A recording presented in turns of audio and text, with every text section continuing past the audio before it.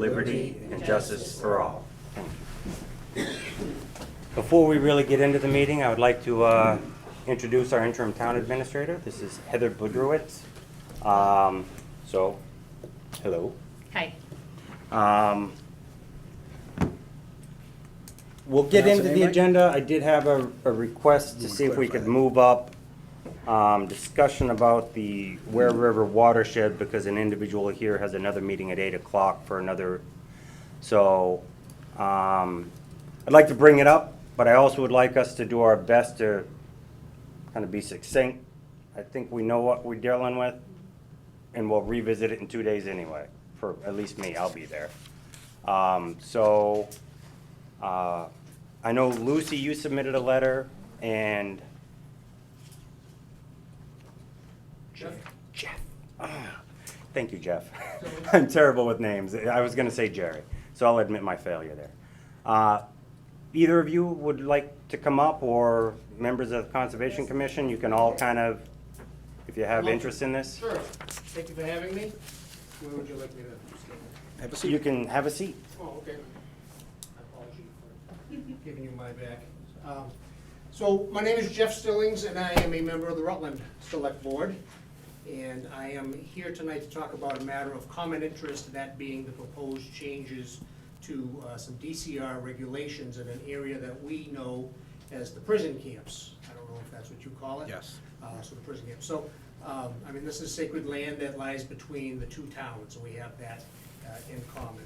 So, recently it was brought to our attention of a new policy that was intended to be enacted by the end of the year. And the policy states that all DCR internal roads, prison camps, will be closed to unauthorized vehicle traffic from January through September. That's 9 months out of the year. The gates will be closed and locked. Some DCR gates will be unlocked and open from October through December to accommodate permitted hunters. So, that's what I wanted to limit my visit this evening, specific to the closing of the gates in the prison camps, which traverse both of our. So from your perspective, that's Colebrook Road access off of 122, just over the Oakham line on That's right. 122? Yeah. Okay. Yeah. Just to Yeah. clarify for others that don't know where that access point Which is. is right on the Barre line. If you know, there's a town cornerstone that we perambulated this year with the scouts, and it was a 3-town stone with Oakham, Barre, and Rutland in there. So, real brief, and just wanted to present to you at my board's meeting on February 10th that Town of Rutland took a position on the closing of the DCR lands, which is page 2, to be attached, if I may present. Boards. And the position specifically asked, it was written to the new DCR Commissioner, Mr. Montgomery, and we specifically asked that the Town of Rutland requests that the current access level to DCR roads within the Ware River watershed, the prison camps, remain unchanged, and that road access to the prison camps remain open for lawful citizen use. That was a position paper that was approved unanimously, that we signed.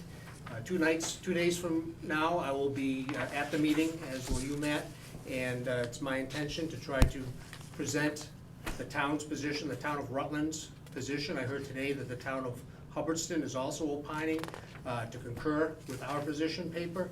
And my goal tonight, if anything, is to walk out of here with an understanding of what the Town of Barre, what your position would be regarding specific access, gate access, being closed, proposed to be closed for 9 months out of the year. That's my goal here tonight. I would ask that the towns of Rutland and Barre stand united in this specific issue. And if you have any questions, you want to talk about it, I'd be happy to do so. So I presented a packet with our position paper, and also the specific minutes, November of 2019, that caught our attention, where the language of locking it up for 9 months is mentioned. And then at the tail end is some recent articles from the Telegram, which I think sums up the issues on all accounts fairly well. So, ma'am? Oh, thank you. Do either of you have any questions or thoughts? moment? I've already expressed my thoughts at the DPW commission meeting when we met with the gentleman from DCR, Yeah. which were that I had no intention of closing any of the roads in any of the lanes. Okay. Is the member Dan Clark? I think that was Dan that was there. Yeah. Okay. So is my Just to see him understanding, in these meeting minutes, which is nice to see. And besides the public use of the lands, which, you know, four-wheeling, horseback riding, snowmobiling, hunting, fishing, hiking. horseback and- riding, bicycling, But as well as we've also heard from our historic society that there are many historical elements out there that people actually tour on a regular basis that we weren't even aware of. So there's Right. even more going on than we thought. As well as we've had people talk about that they have physical limited abilities. And going down to fish in that landing is a very great place for them to go. And where they're proposing they go fish upriver is just certainly not accessible at all. So one of the few great draws that Barre has is open lands. And this greatly, you know, inhibits that. And we have so much of this land is watershed protected. And that's what keeps it nice and what draws people here. And I don't think anything should be closed. that's our position too. So if there are historical sites there, has anyone registered them with the Massachusetts Historical Commission? I will be addressing that if I could. Do you want to do my discussion now or include it in with this one on Yes. the letter I sent you? Or If possible, I would like to see if we can get it all done now. you want me to Yeah, go come up on there up. and- Come on up. Thank you, Lucy. And we'll, Let me return? Nope, And no, then no, my no. second no, question- you're welcome to say. My second question Collaborate this all at is, once. just like, It's all for related. devil's advocate's sake, did they give a reasoning for why they're closing No. it? No. Actually, the one thing they said at the DPW commission is they said they need to do this to protect the inlet for the water that they send to the Quabbin at the dam just down Okay. because apparently their filter system is not good enough to catch trash. And somehow they think this would prevent someone else from poisoning the water. I don't know. I couldn't come up with a valid reason why Well, the trash- vehicle restriction, because that's all they're providing, Right. is going to help them in any manner outside of they aren't paying for people to patrol it anymore, to watch for trash and submit fines. So in other words, they're doing it just to cut costs. There's no other reason I could see why it would create any potential benefit to the conservation of that land. Okay. My only takeaway was that because they wanted to, was their answer. We asked for specific contaminants they were looking for, specific issues or incidents that happened that occurred. They couldn't give us any specific incidents, any specific contaminants, anything they're looking to block, any type of chemicals they've been tracing, they're trying to eliminate. They could give us absolutely no justification or reason for it other than they want to. And to also they specifically came to us to say they had requested we close Old Cold Brook Road. Okay. Which is also known as Old Worcester. And insisted they were leaving the other side open, though. And I specifically said, what are your plans for Cold Brook Road on the other side of the bridge? And they said they had no plans for it. So they That's were just not- gonna close one side? No, that's not what they've said That's now. not the No, truth. that's what they said at the I know. DPW commission 1 month ago. A month ago, yeah, 5 weeks ago. They specifically said that. And so they hadn't changed their plans in a month. They just flat out, and it was Dan Clark who was at this, who said that. I specifically asked, and he said, I don't know what you're talking about.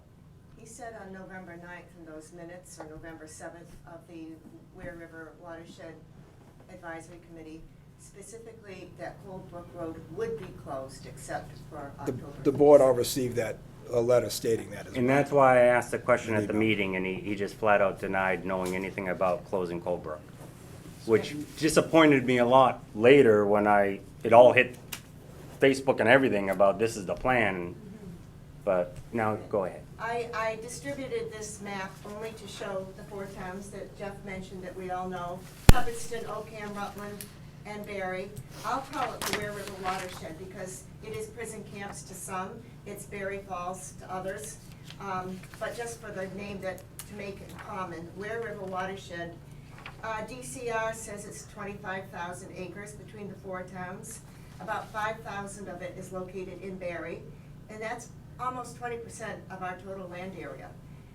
Restricting road access to the internal roads to motor vehicles would really change our lifestyle.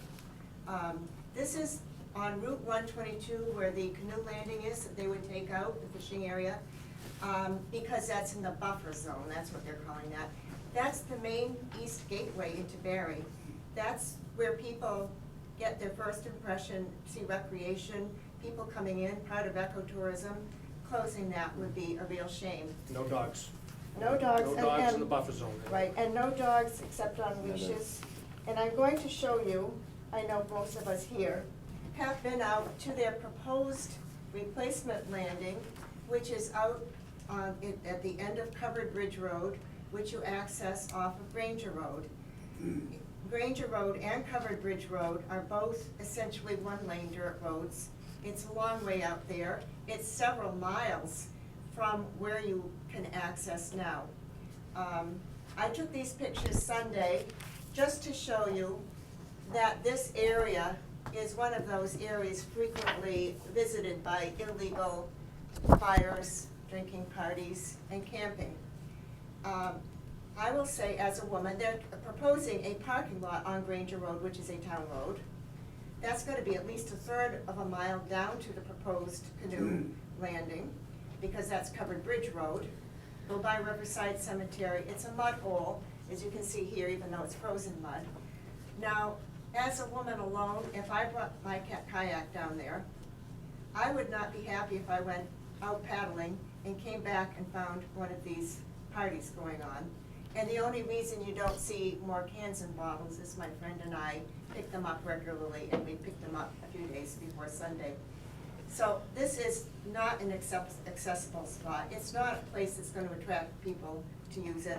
It's a horrible spot, and the minutes of that November meeting said they looked at a few other places, but they just didn't seem to be appropriate.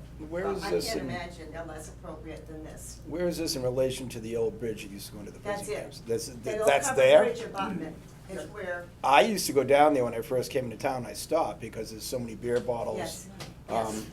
That's- undergarments, used This mattresses is- thrown on the yes, ground from people. This is a horrible hangout. Everything is charred. Yep, The- lots of fires, drinking, I mean, everything's going Is on down that there. town-owned land or is that state-owned? The state owns the land, the town owns the road, from what I can tell. That's my So understanding. they're- Granger Road, it's right down, Granger Road comes down, then there's that, I guess, Covered Bridge Road. Granger Road It drops will down continue. off of that Yeah. steep downhill grade, It's very rough terrain. horrible access. And it's sort of an open area. If you have a truck, you can get down there. Neil But had even a the question water's first. littered with glass, broken glass in the water and stuff. You can't even, I wouldn't take my dog in there Yeah. anymore because of all the glass. Neil, do you still have something to add? I understand that they have some logging interest down there too, if they haven't mentioned that as well. Oh, the state does? That's correct. They have been DCR. logging on Granger Road Yeah, frequently, all that's the months. another reason they wanted to close it off, so there'd be less Well- interference doing that. Not surprised. Thank you. Could I, Oh, I'm sorry. What did I say? Real Is quick. that by Riverside Cemetery? Yes, you That's go where that past is? Riverside Yeah. Cemetery, about another quarter mile, but they're gonna put the parking area on Granger Road, which So you is still have to obviously- walk all the way to the Yeah, water how with you're a gonna kayak get or a canoe. down there, I Very don't rough know. downhill grade too. It's So- a good, We should It's- hit DCR with an enforcement order to require them to. clean their land. I have no problem with that. They should clean their land. Actually, I would recommend the commission to do whatever they believe is within their right. And I'll leave it at that. Yeah, and if I could address that, there is illegal ATV access. I'm in the watershed almost every day, walking. I usually am able to get, except when mud season, when the roads are legitimately closed, or if they've been holding back water at Barre Falls and it's flooded. There's certainly times when the roads have to be closed, or a severe drought, or a spark from a vehicle can set a fire. But they have not justified a good reason for closing off the roads. One of the statements in those meeting minutes is that DCR would like to make the regulations for all of its watershed lands the same. That would make it much easier for them. Now, but we're not a cookie cutter place. This has been our lifestyle to go out there. It's a fifth of our town's land, and it's our history. And I'm here primarily to speak about history in addition to the ludicrous changing of the canoe landing. This land was taken from regular people, from townspeople, farmers, storekeepers. They moved a church to Greenfield, which is now the Korean Zion Church, which is an interesting change. It was a Baptist church in Colebrook. 3 villages between Rutland, Oakham, and Barre were destroyed. White Valley, in Barre, Colebrook Springs, in Oakham, and West Rutland and Rutland. At least in White Valley and Colebrook Springs, all we have is granite markers. We have a couple of buildings left. Those people's homes were raised by DCR or they were moved, and now what we've got is cellar holes. We also have several, you asked about an assessment, I believe, an inventory. I'll show you what the state has as an inventory of Massachusetts, the cultural and historical sites in Barre, 274 of them. About 6 they have listed in the watershed because the rest were all destroyed. They're there, they just don't have them listed. And I would like to set that straight, which is one reason I'm in the watershed all of the time. One of our primary historical sites is of national importance. It's an African-American burial ground, the Prince Walker Burial Ground, which is accessed off of Gilbert Road, which is the entire other end of the watershed in Barre from the canoe landing. It's accessed, you go out 62 north toward Hubbardston, and the rail trail crosses there. Ranger Road on the right going to the east, and Gilbert Road goes to the west. You go about 6/10 of a mile down there with a vehicle if you're lucky, and then you get a very steep hilly walk up to the Prince Walker Burial Ground, which is a tiny piece of town-owned land that was left to the town by Prince Walker, who was a slave. He was born a slave in Barre, was emancipated, had a farm up there, which he bought from the family that formerly held his family in slavery, and he made a life. He lived 84 years. I led a Barre Historical Society walking tour up there last June. We had 25 people or so, from infant in a baby carrier up to the late 80s. But we accessed it by driving down Gilbert Road partway. Then we went up to Prince Walker. We also went over to some mill sites on the Burnshirt River. That was a 2-mile walk, and if we had not been able to get the cars partway down Gilbert Road, I couldn't have done it. I don't know about anybody else. And I just have some photographs here. So they'd be closing Gilbert Road as well? Oh, all of them, all of them. Yes, every one of them, that's what they've said, more or less. This is the face of public access to historical sites in Barre. That's me doing this walking tour. I'm 68, I mean, if I have to walk 5 more miles to get to some place, and if this plan will not be revisited for 10 years, I'll be 78. I'm not looking forward to not having the next 10 years of my life able to document, interpret, and preserve our historical resources. There's also a lot of old mill sites along the river. My ancestors lived all throughout the Barre watershed in Rutland. They lived in Blood Swamp, on Harding Hill. I have another walking tour scheduled for this coming spring that would be what I call Barre's Lost East Corner. That area east of the Weir River over to the very far corner where it meets Rutland and Oakham. There's not only a 3-corner marker for, that you mentioned, for Barre, Oakham, and Rutland, but for Barre, Rutland, and Hubbardston that's very fascinating off of Brigham Road, which nobody would ever see again, except for October through December, which is not the best time to go out walking. Is the Massachusetts Historical Commission aware that this would be cutting off access to Lake? I only learned of this, when did you do your post last? This happened in the last 2 weeks. Yes, that's when I learned of it, after he did. Okay. I was very upset and concerned. I sent a letter to our Barre Historical Society last week and to our select board. Okay.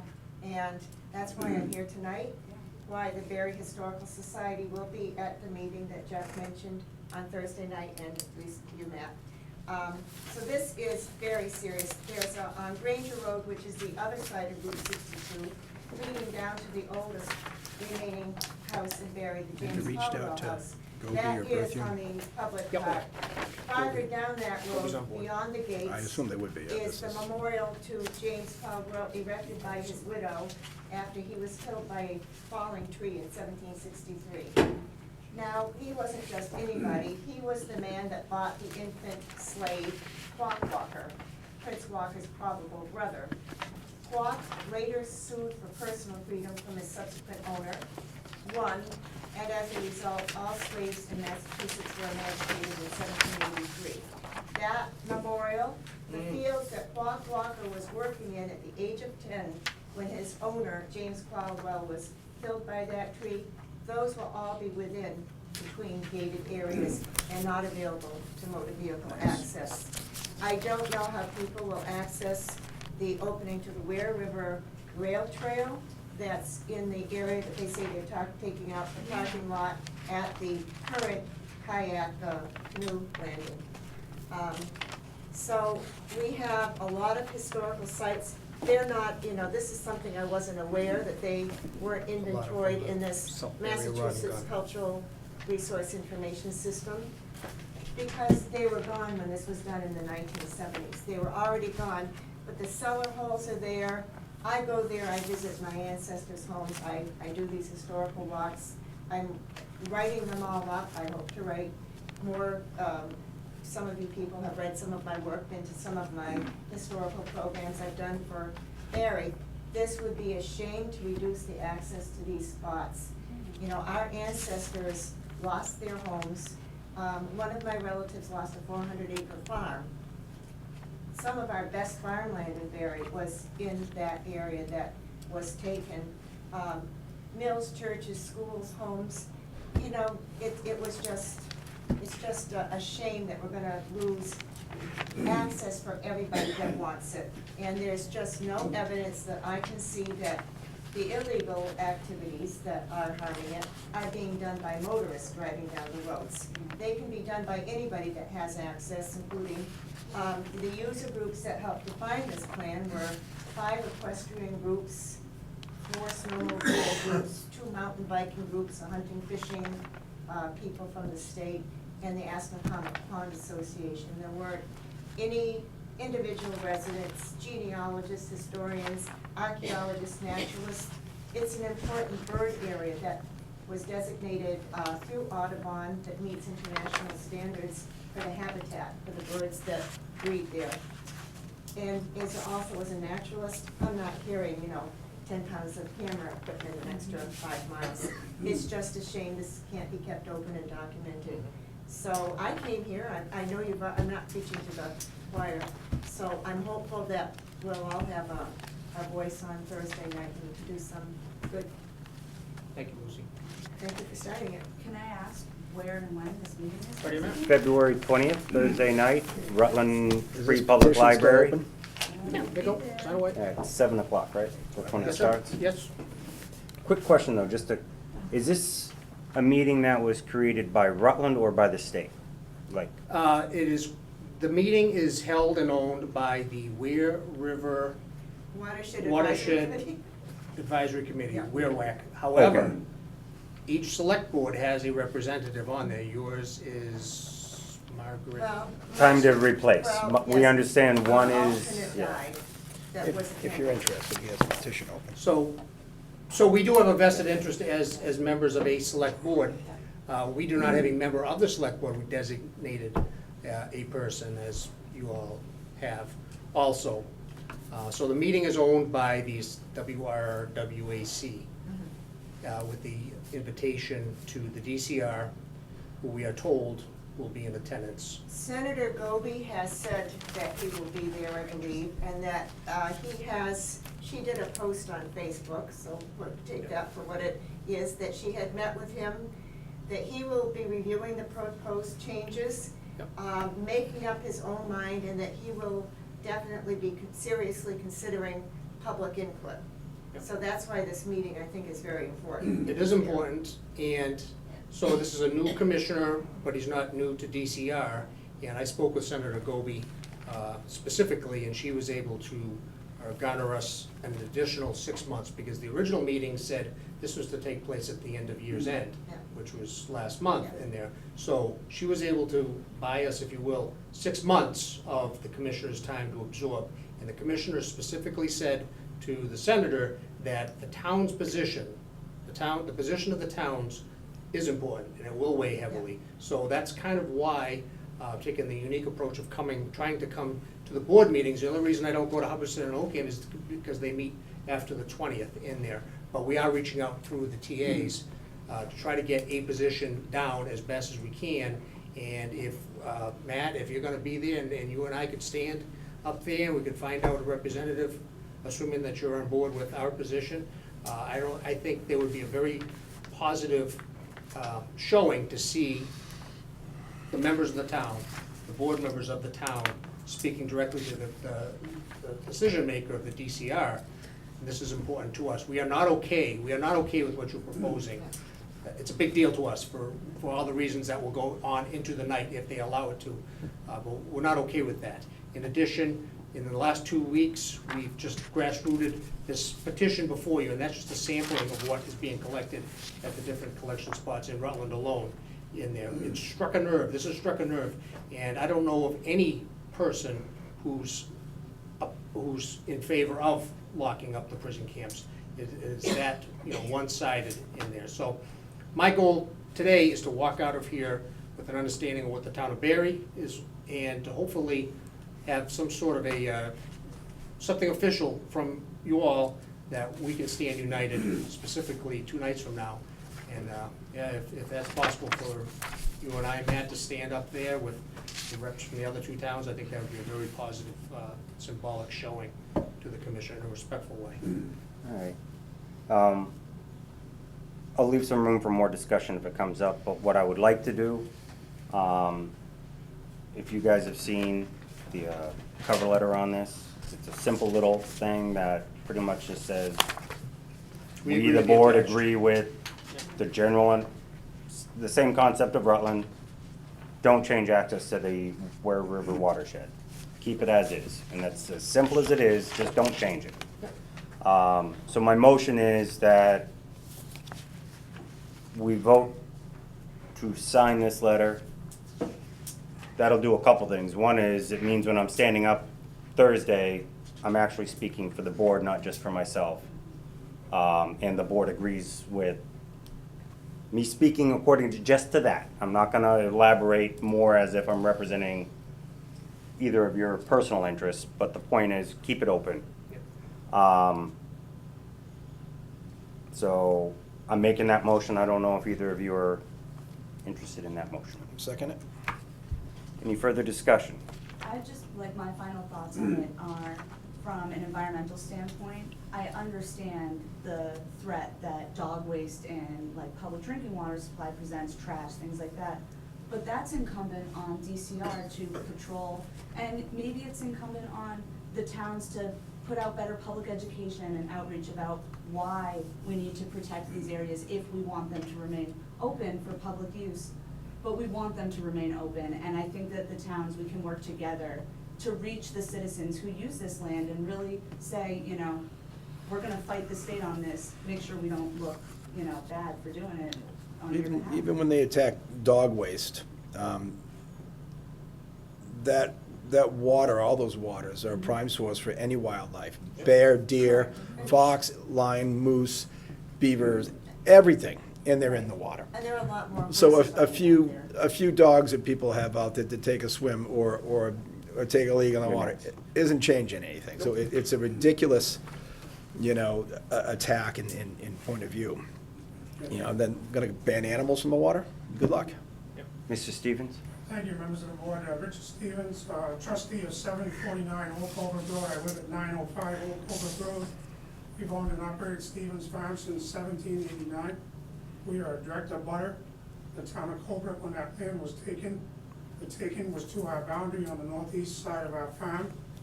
For over 40 years, we've had access to the gate at Granger Road and intersection of Old Colbert Road. And I went down last week and the lock's been changed, so we can't even get to our land that we own in the town of Barre and pay taxes to now. So I'll be working on that issue for sure.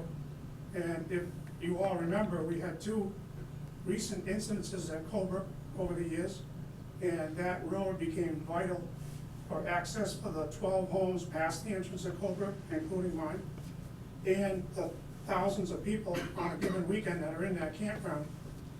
The road was closed, and that was the only means of getting in and out of that place for 4.5 hours while the police conducted 2 different investigations So that's critical access not only for that, but for public safety as well. Are you saying access to Old Coldbrook Road was gated and locked? Or am I missing the? Granger Road, I The think. intersection of Granger and Old Colbrook Road. Oh, okay. There's a gate, which my family, gentleman's agreement with MDC 40+ years ago, put the gate there, because they don't own both sides of the road. We own the left side, they own the right. Go ahead and put the gate there for ease of controlling traffic at the time, as long as we had a key, and we've always had a key 40+ years. My grandfather, father, and us. Can't even get to our land now. Just take some bolt cutters, cut the lock off. Yeah, I have a means to get rid of it. And feel free to submit to the chief and to us a record that you did it, and you listen to some stupid chairman of the board tell you to do it, But,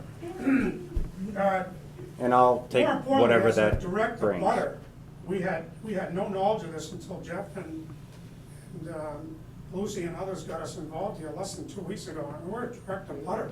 Slipped right through, didn't it? Yeah. Yeah, the state doesn't have to follow our rules. If we do something that to land, we have to tell everybody and send out letters and newspaper clippings, but they just hope we don't ask questions and then we just move along. So I'm welcome sorry board that support. I'm being pretty blunt about my opinion about some No, state I didn't know agencies and their Gilbert Road was opinion. being closed. That's like right behind my house. They basically said all of the roads in the minutes there.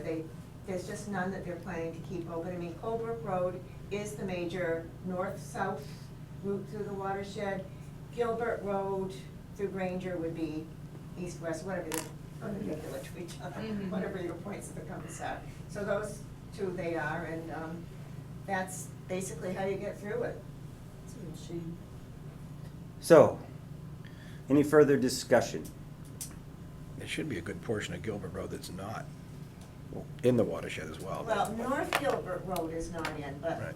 Gilbert Road between Williamsville and 62 mostly is. Right, but there's still a large portion of that where there's homes down there, and it's not. And there's still houses down Gilbert Road on that side for quite a ways On the in. Williamsville part, Yeah. but not from 62 down, it's gated. Well, from Williamsville down towards, I'm saying, heading that direction, there are still homes for quite a Extends up ways. to that part, because the where the watershed boundary comes onto our land, like pretty significantly. So it definitely, like down, that some houses might be cut off from access. Yeah. So, Well, they've done it I'll before, so. call for a vote. Aye. Aye. Aye.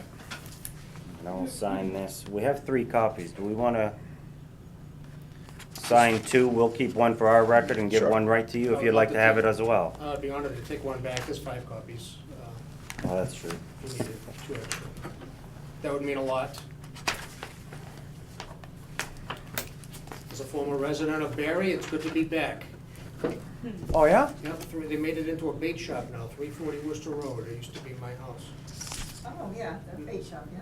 Yeah, that was my Oh. house. There's a big shop. In the 90s. B-A-I-T. Bait- Bait. yeah. Yeah. It's be Angelo Salvador's, and I bought it from him in 91. I lived there for a few years. Good times in Barre. Thanks, That's Heather. what I had to- It's good to be back. So, I appreciate you taking the time to come Well, out. gee, Um, I appreciate Want to it. get his signatures back to him, too? Oh, yes, I need those. I'd have been back. Anybody else want to sign it while it's in the room? I've got another one here that I've been doing, so I'll bring it. I'll take it. I just brought that just to show you the significance. Town by town? They're mixed up, find a A page. lot of them have been coming in I have a from Barry sportsmen's one if you clubs. want. I don't think it matters. There's some from Hardwick, and there's some specifically from the Barre Sportsman's Clubs in there. So I wanted just to show you that. So You got 3 more on thank there you all, anyways. appreciate it. And Matt, I'll see you on Thursday. I'll be there. Well, God willing. You know, This means a lot. Good luck in your interim. so thank you. And yes, thank you, because I also And thanks think for the coming in. I hope Conservation this- Commission, this is having a successful. representative there Yeah. would I think also, if we lose it, you even won't if see you it can't back in speak our for the whole lives. commission, So, you can provide I a think they'll have voice. their gates torn down And repetitively, there will be Barry unfortunately. Historical And if they Society. I block don't it, feel like a criminal going in there. And so No, it's shouldn't. coming from more than just absolutely a should. board of selectmen that did everybody hear the discussion. It's coming from all kinds of points in town, so I think that makes a huge difference. So thank you all for the investment of time Thanks you're for putting having in. me. Thank you, sir. I'm gonna, if you don't mind, a meeting with the Worcester County Sportsmen at 8 o'clock on the same issue, so. Good luck with that one, 2 too. days, okay? Thank you, Lucy. Thank you, appreciate it. Thanks for having me back in town. Yes. Not finished with me, or- I'm, and unfinished. unless you have more to I add. think that between the two of us, we said it all. Appreciate it very much. This is once again the city taking from the small towns to serve the cities. And this is where, when I look at the tranquil and alert, this is the alert part. Yeah. We like to be calm and peaceful, but if you try to take our land from us, we're gonna stand up and say something. That's just my opinion. That's how I interpret that. Anyway, let's get back to this. I would like to go back to the beginning, agenda item real quick for the police chief, because I know that it shouldn't take too long, and I appreciate you waiting for that first item. Unless you say no. Oh, that all could be possible. Okay, so, in the way that we've worked this out with the finance committee in discussions about academy costs is, they do fund us for the cost of the academy, and we have two officers going in, well, one's in and one's heading to the academy in 2 weeks or so. Okay. What we don't have is we don't have the money for their academy clothes, gear. So we're coming back and asking for that now. So the cost of the first officer going in was $13.55, and we expect the second one, though, if we haven't got all the bills, it'd be the same, Okay, so about 27. just under $1,400 a person, total of Yeah, $2,800. that's right. That's right. Are you requesting this from within your, like an account transfer within your own department? No, it's unfunded. So did the finance committee recommend an account it would come from? Isn't the reserve fund? The emergency reserve fund? That's all we've got. So I can speak to this a little bit, Matt. Yes. So the only thing that we can take funds from at this point is the reserve fund, because our line-to-line appropriations we can't do till May. And under Mass General Law, the exclusive privilege to determine whether money comes out of the reserve fund ultimately rests in the hands of the Finance Committee. Although I understand the practice has always been that the Board of Selectmen look at something and recommend as well to the Finance Committee prior. I had a conversation with the town accountant earlier today. We haven't been able, you and I, to connect yet. But our recommendation at this time would be to look at expending out of that budget line item, because I think there's a little bit left there currently. You're not in zero or negative yet. No, but we will be. You will be, but at this point, we only have $10,000 in the reserve fund. So strategically speaking, if you start pulling $2,800 from that reserve fund right now, we're only in the middle of February. We have a boiler break, we're gonna be in trouble. Where there's no harm in being alert, knowing that there's a high potential that we're gonna need to pull some funds, either line item transfers at the 1st of May or reserve funds the 1st of May. But if we start pulling from the reserve fund at this point, we're gonna be dropping down from 10,000 the reserve fund to 7,000, which starts getting a little nervous. Yeah. If things happen, you know, we still have a couple more months of plowing and something could break. It just, I know the accountant and I both, our recommendations were the idea of, you know, put it on the notations that we know that there's a high probability that this line will go over by the 2,800. And then look forward either at the beginning of May to do a line item transfer from another budget item, or alternatively pull from reserve fund at that point. I have not talked to finance yet. I don't see them till Thursday, so. Two questions. One is, if I'm correct, a new full-time officer would buy their first uniform, and after that, they deal with the union negotiated uniform fund to continue to maintain their uniform. So this isn't that. This is academy gear specifically. The two officers going in are already outfitted for duty. They've both been part-time, well, yeah, part-time officers going in, then came to full-time status, and they're on waivers, so they're all geared up. As far as that goes, that's not an expense we have coming. Have they used their, Uniform allowance, yes, and we couldn't use this for this anyway. Uniform allowance is specifically for replacement and maintenance.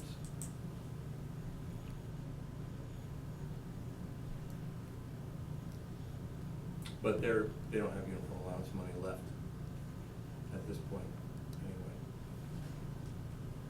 and why do they need a separate uniform to go to the academy? So the academy puts them in khakis, then they have a laundry list. It's not just, it's notebooks, it's gear bags, it's, you name it. Each academy has a very large list of things they require. So your tuition's paid, but fees aren't, just like college. Right.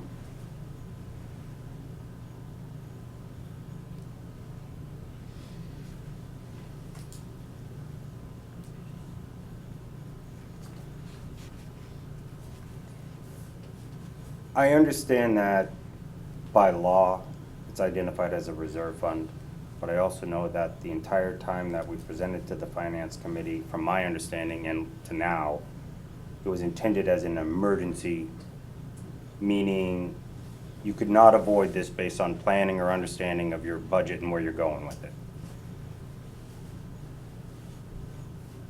This might be an oversight, but I don't think it's an emergency.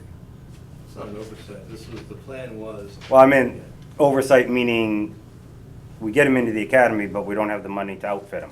Well, the plan has always been with the finance committee, we don't guess that we might be putting someone in the academy, come back to us when you put somebody in the academy.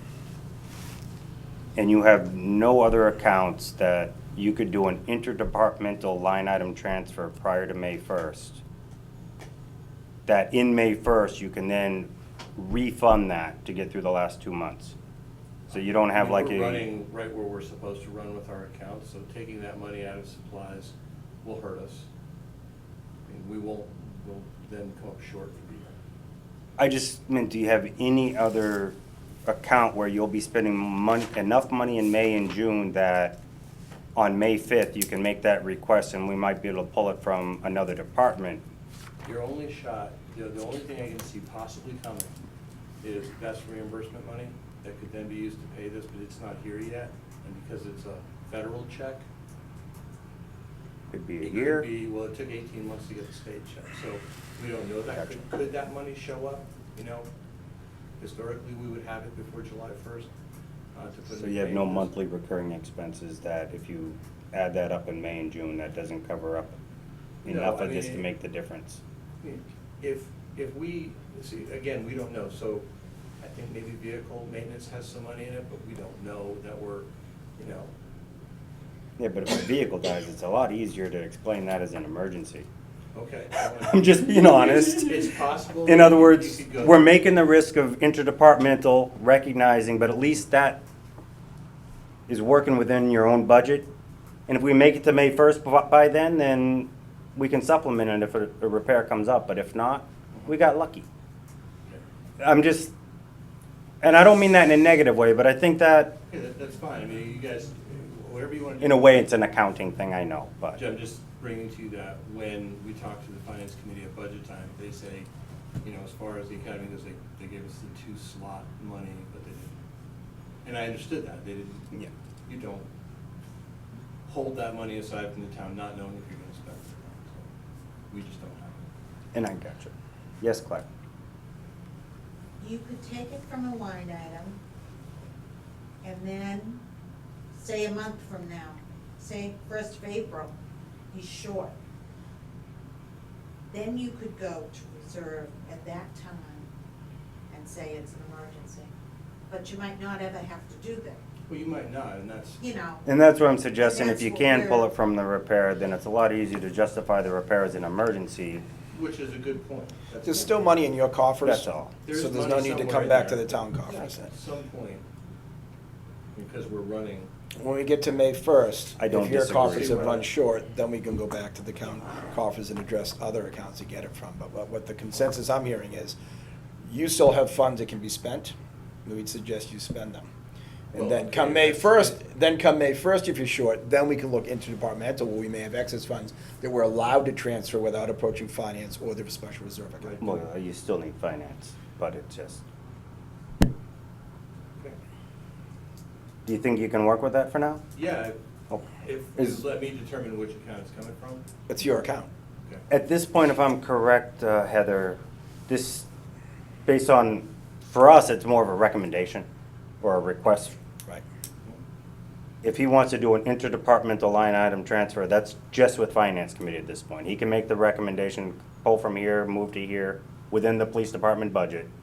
And Finance Committee can approve that without it having to come back to the Board of Selectmen for an approval, correct? So I'm gonna have to work with Claire and defer to Jean on this one, just to make sure I'm understanding where what you're referencing on this piece. So usually, because the budget, as my understanding, is voted at the year of how much the expense is for that department, it's bottom line, every department budget, I believe. Claire, is that right? I believe his is bottom line, one number. Police department Yeah. is, X One- dollars. one number. Okay, so what his authorization is after town meeting is to spend X dollars. So if that means one line item goes over 200 and the other line item goes under 200, it's still within X dollars. That's my interpretation. So he of can that. continue to expend, so if he has a line that he would normally take things from, say it's clothing allowance, whatever it may be, he can expend from that for these two folks to have their $2,800, whatever we need to expend for their academy costs.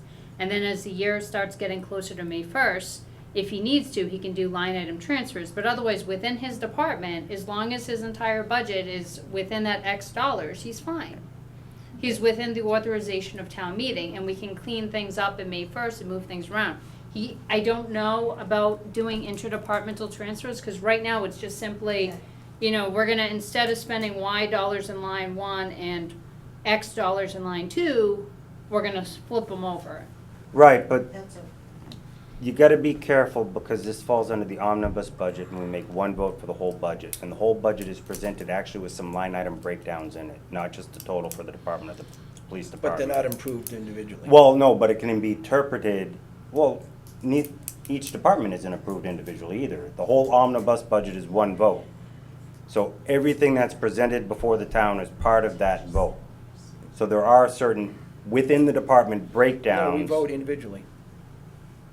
now, there's only one that you can't swap around is the salaries.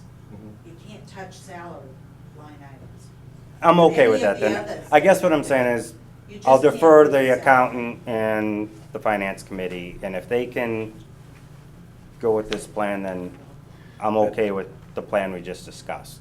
We raise And and we'll appropriate. revisit if we have to. We raise and appropriate with the chief of police, the chief of fire, the DP, each department had raised and appropriate, makes a request at town meeting for those funds. And we do approve each one segmentally. Right, but the whole police department still shows a breakdown, not just one line item for the Right. department. We And give that's a how break- it's presented to the town, so I'm just suggesting Right. that breakdown is part of the vote. So that, like you said, there's some for salary, some for maintenance, some for uniform. We actually break it down in front of the town, because over history, we found breaking it down,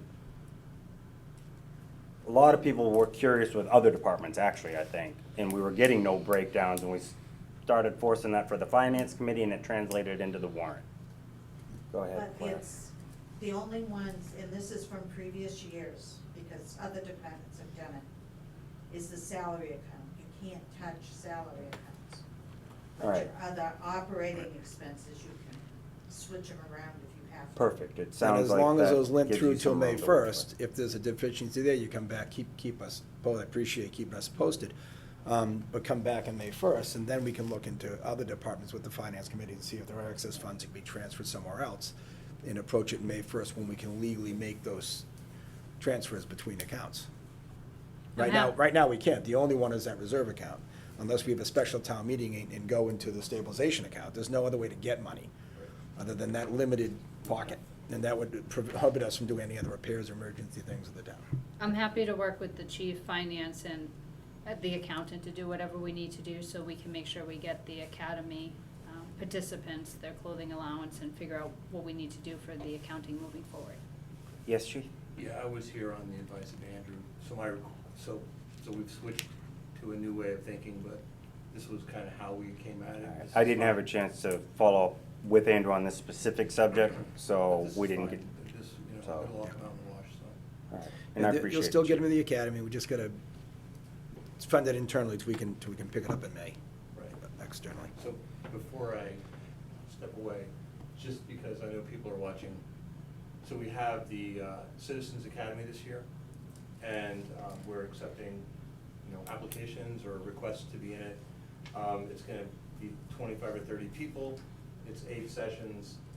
It'll start April 1st with a break for school break, and anybody's welcome to join It'd be a good idea, it'd be good for our officers, because they're all gonna be a part of it, to meet everybody from the town, and especially with so many young officers.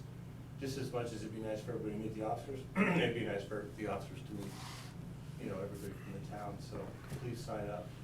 Do you have an age range? Well, you get 18, but if you're, we have at least one under 18 who wants to become a police officer, and they're coming with their parent, and that'd be fine.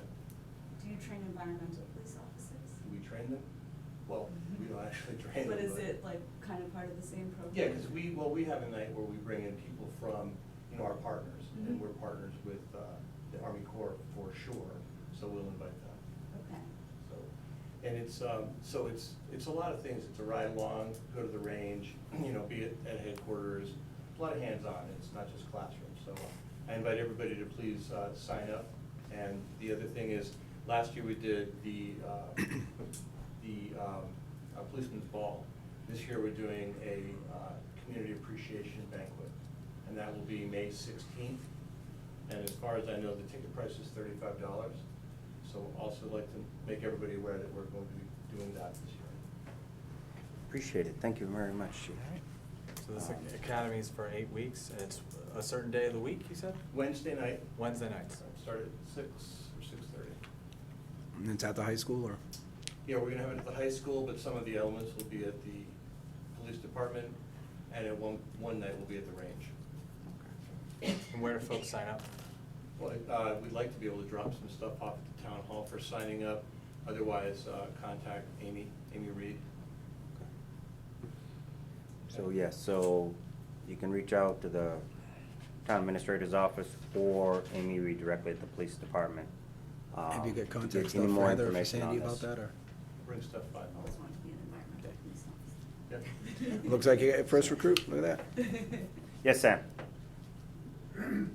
Maybe two. In regard to this budget shortfall that you're speaking of, could this budget shortfall be alleviated if you didn't spend a lot of time with Seven Hills, or is that not relevant at all? No, it's not really a shortfall. It's something that we put, you know, we knew it might come, but we just couldn't predict we'd be sending somebody to the academy, so we didn't plan.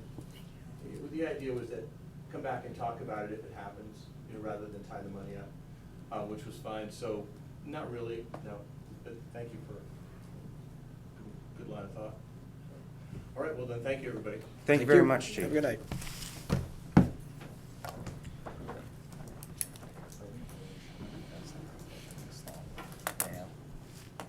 Yes. We'll bring that back up, in a moment. Just wanna double check what we got here.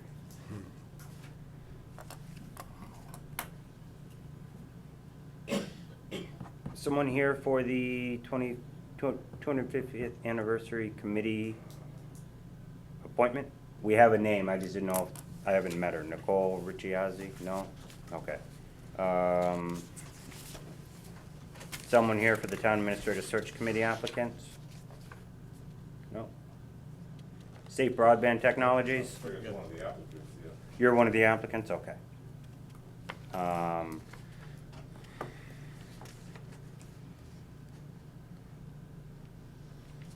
All right, so let's hit the town administrator search committee applicants agenda item real quick. We kind of pulled out the old charge that we had used, whatever, 3 years ago when Andrew got hired. There's only one item on that I think I would recommend revising, and it's where, find it in here. I don't know. Did we make copies of the actual old charge, the packet, or not? It should be in there. Okay. It should be with the applicant. Not in it? It may be. I may have just flown right by it, because that's what I do. Do you have it? There it is. There it is. We should all have a copy of it. Okay. It was.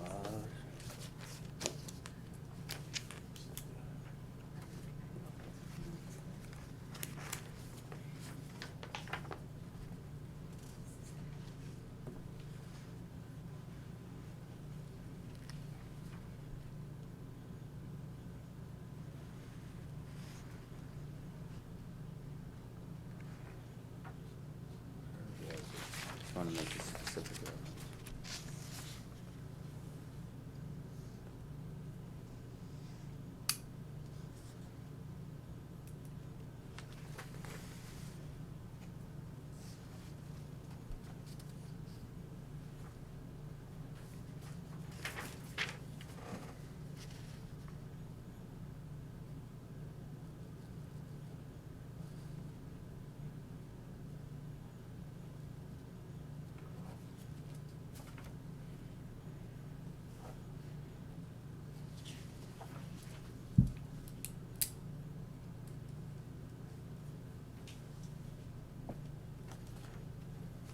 Yeah, I think,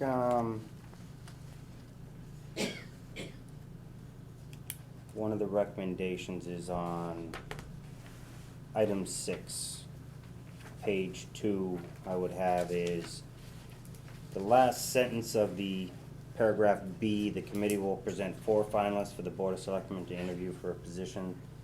I kinda like the ability to say 3 to 4. Because if you don't have 4 good ones, don't just throw someone in there just to say I gave you 4.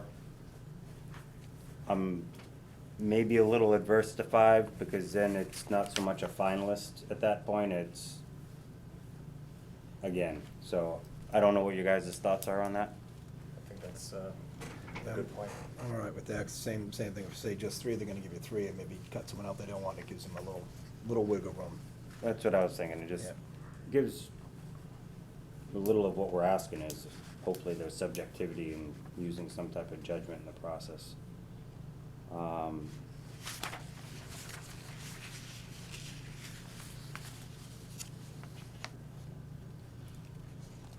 And then on paragraph 5, actually, the last sentence, no names or applications will be shared with anyone outside of the search committee until the finalists have been determined and the executive session meeting minutes have been approved and released.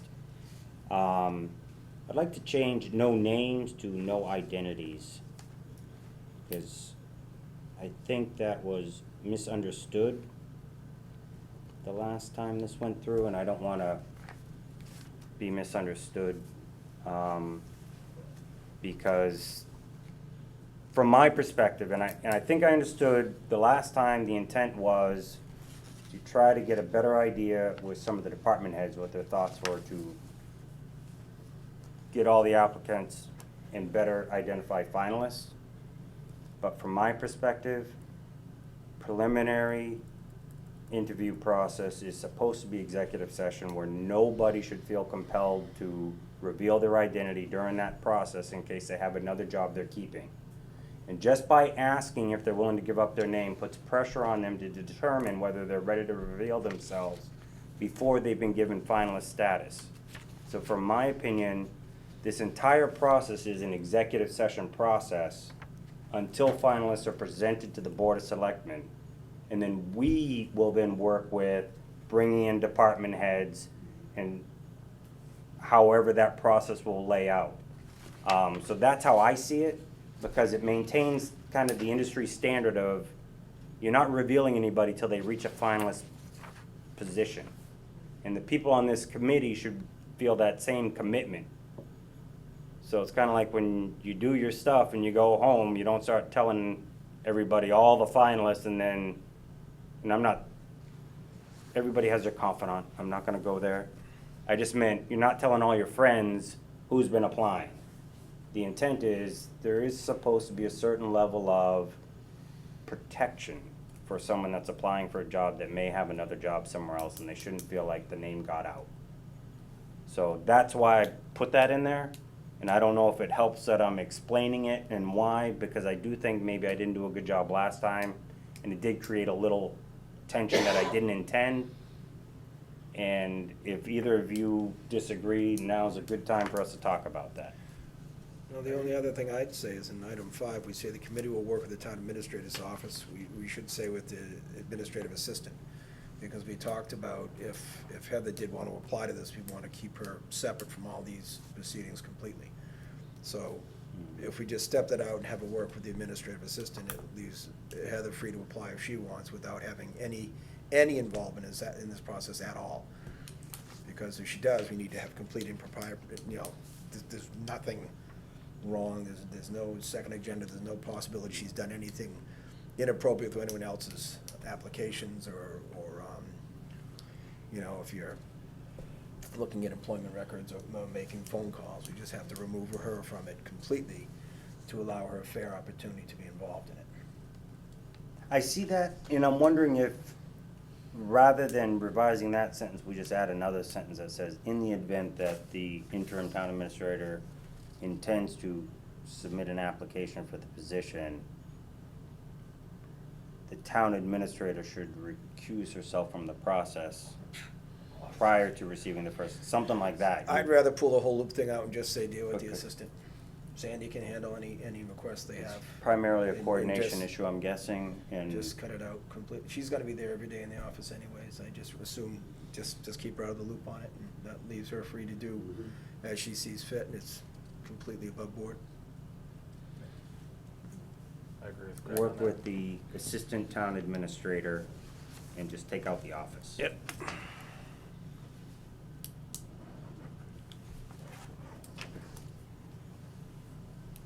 I might add that, Yes, Rich. that, Ron, Rich, I was Mr. on the Rich. committee prior, Yes. and, I didn't see your name up this time. no, I didn't sign up this time. Some of them did, I did. But we came back with only 3, and the charge said 4, but we didn't feel that we had 4 viable candidates, and I like your suggestion. Okay. Thank you. I didn't have anything else to recommend here. So far we've talked about 3. 3 to 4, no identities, and assistant administrator instead of the office. Open meeting laws, minutes, recordings are all straightforward. Conflicts of interest applies. Right to disband or amend. I think everything else is straightforward and acceptable.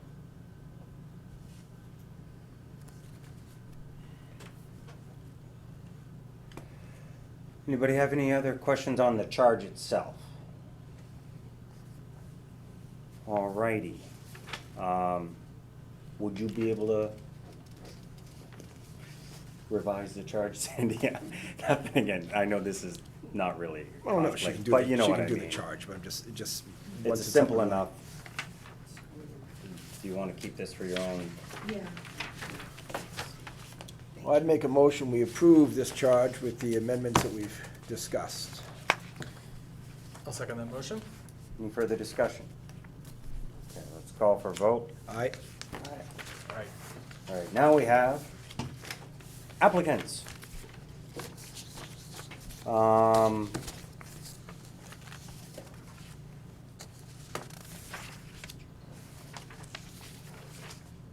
In no particular order, because I don't even know if these are in a particular order. I'm just gonna name the names on all the applicants, not everybody's resume, or I'll sit here all night. Dennis Fleming, Elizabeth Martin, Neil Anders, David Richard, Sam Lipson, Jared Markowski, Jason Pimentel, Richard Stevens. Now that count is 8. Is this it? Was there anyone that submitted?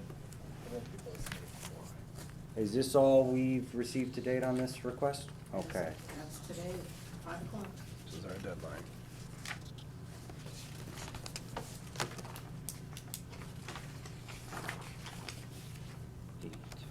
All right. Double checking right now. It looks like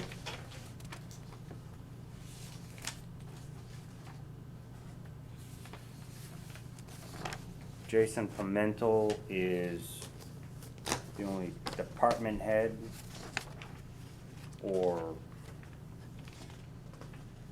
non-elected or position with the town, if I read that right.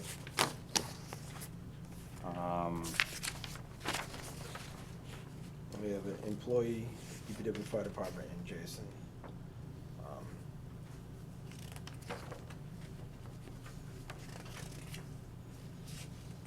My feeling is Jason does a lot for the town, obviously, but I think in this committee, picking his direct reporting supervisor, I'd rather keep him out of the loop in that committee.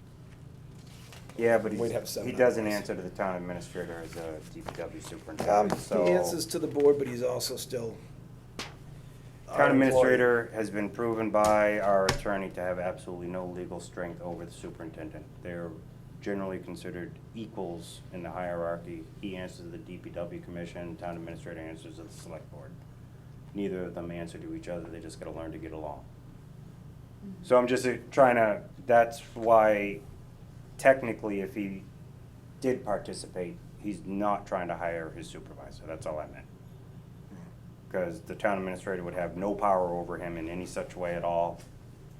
But I'm still I kind of like the idea of not necessarily bringing him in, because I would still bring him in with the finalists meeting the department head, so I would still see that as something, so he would still have a point to have his voice heard and make a recommendation on the finalists.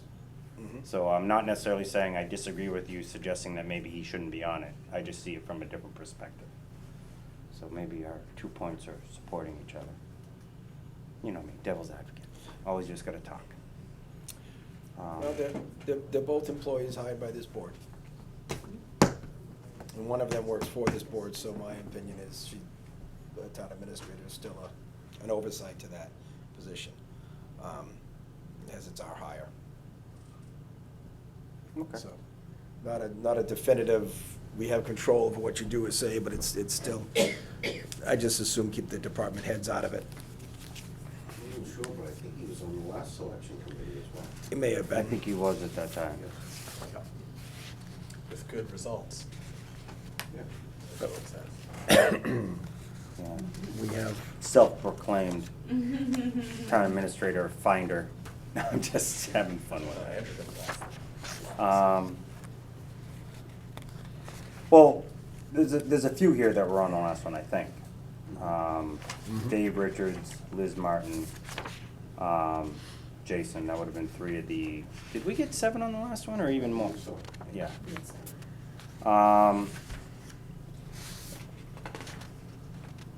Honestly,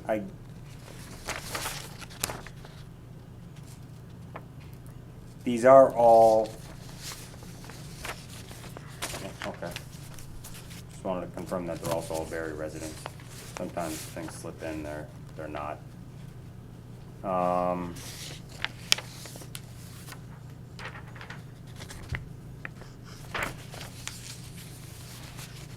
So I guess the question I have is, I'm well, first of all, I support Greg's thought. Do you have any other? he'll have his input, as you said. In the final 3, he'll have his input before we make a Right. decision. Yeah, that seems like it would make sense to me. We've got a good range of experience and backgrounds of the other 7. That We have seems like committee that would be- members, former fire chief, we have former selectmen, business owners. I mean, you get a great collection here, so. So, do we have a motion? Do you want to name all 7 in the motion? I'll make a Sure. motion. Go ahead, Joe. I'll move that we appoint Dennis Fleming, Richard Stevens, Sam Lipson, David Richard, Elizabeth Martin, Neil Anders, and Jared Markowski to the 250th anniversary, Oh. sorry, actually, the Town Town Administrator. Administrator Search Committee. I will second that motion. Any further discussion? Yes, Sam? I'd like to make an observation, I hope I'm right. Good luck. So I could be wrong, but the previous town administrator, I don't know why the time he gave his notice and the time he actually left was such a short period of time. Now, whether that was contract contingent, or whether it wasn't, I don't know, I didn't see the agreement. But I would like to make a suggestion that this position is a real important position. It's the key to this running of this $11 million corporation. And maybe whoever develops the contract next time, we expect 120 days. We expect some time to be caught off guard so we can act like a real business instead of a candy shop that's looking for an employee, an hour employee to come in to help us out when we're in the jam. May I? So that's, but I didn't see the contract. I'll let Greg answer, because it is something that came up and it is something in the contract, so. We did have a 90-day requirement, and he came to us with a request to waive that to 45 because the new job wanted him in 30. We considered it carefully, of course, because we don't want to do harm to the town, but we're in a good position. Although we have things coming up, there's things that we can't handle now that the town is in a healthier position than it was. The relationship with the Finance Committee and the Select Board has certainly improved, and he made great strides in the formulas we use in the computer process to make this budget easier for everybody. And the things he done left us in a good position that we could afford to do it. And as an individual, he's certainly earned our respect, and he's earned the right to move on and progress. And this was nearly a double salary for him to leave, and we didn't want to cost him that job by forcing him to remain here the full 90 days. So we made an agreement for 45, and I don't think it's harmed us at all. Yes. So the one thing that I feel that the ball was a little dropped on was the MVP program requirements. I was emailed today by CMRPC Representative Peter Peliquin, and he sent me the draft of the MVP report that they are required to generate for the town. And he was like, I heard that you're the new MVP coordinator for the town, because Andrew kind of passed that torch to me. And he informed me that Andrew kind of snuck in the listening session in January, which is part of the required MVP process. But before we had time for the departments to review the MVP report draft, none of the stakeholders of the core team that actually planned the workshop were there because Andrew just scheduled it without telling us. And now I feel like I have to, really do some catch up and review this MVP report because we have the final say before it gets submitted to the state. And that's like the direct pipeline to state grant money to do the projects that are recommended. So, and as we're finding out now, Gaston Pond Dam might be a thing, and because we have the draft, I can edit it and put in Gaston Pond Dam as like more of a, you know what I mean? So it's just, that I think was something that it wasn't a high priority for him, but I felt a little frustrated today when I found out that like I didn't get to participate in the listening session and help get some like really good grant money for the town. Quick question.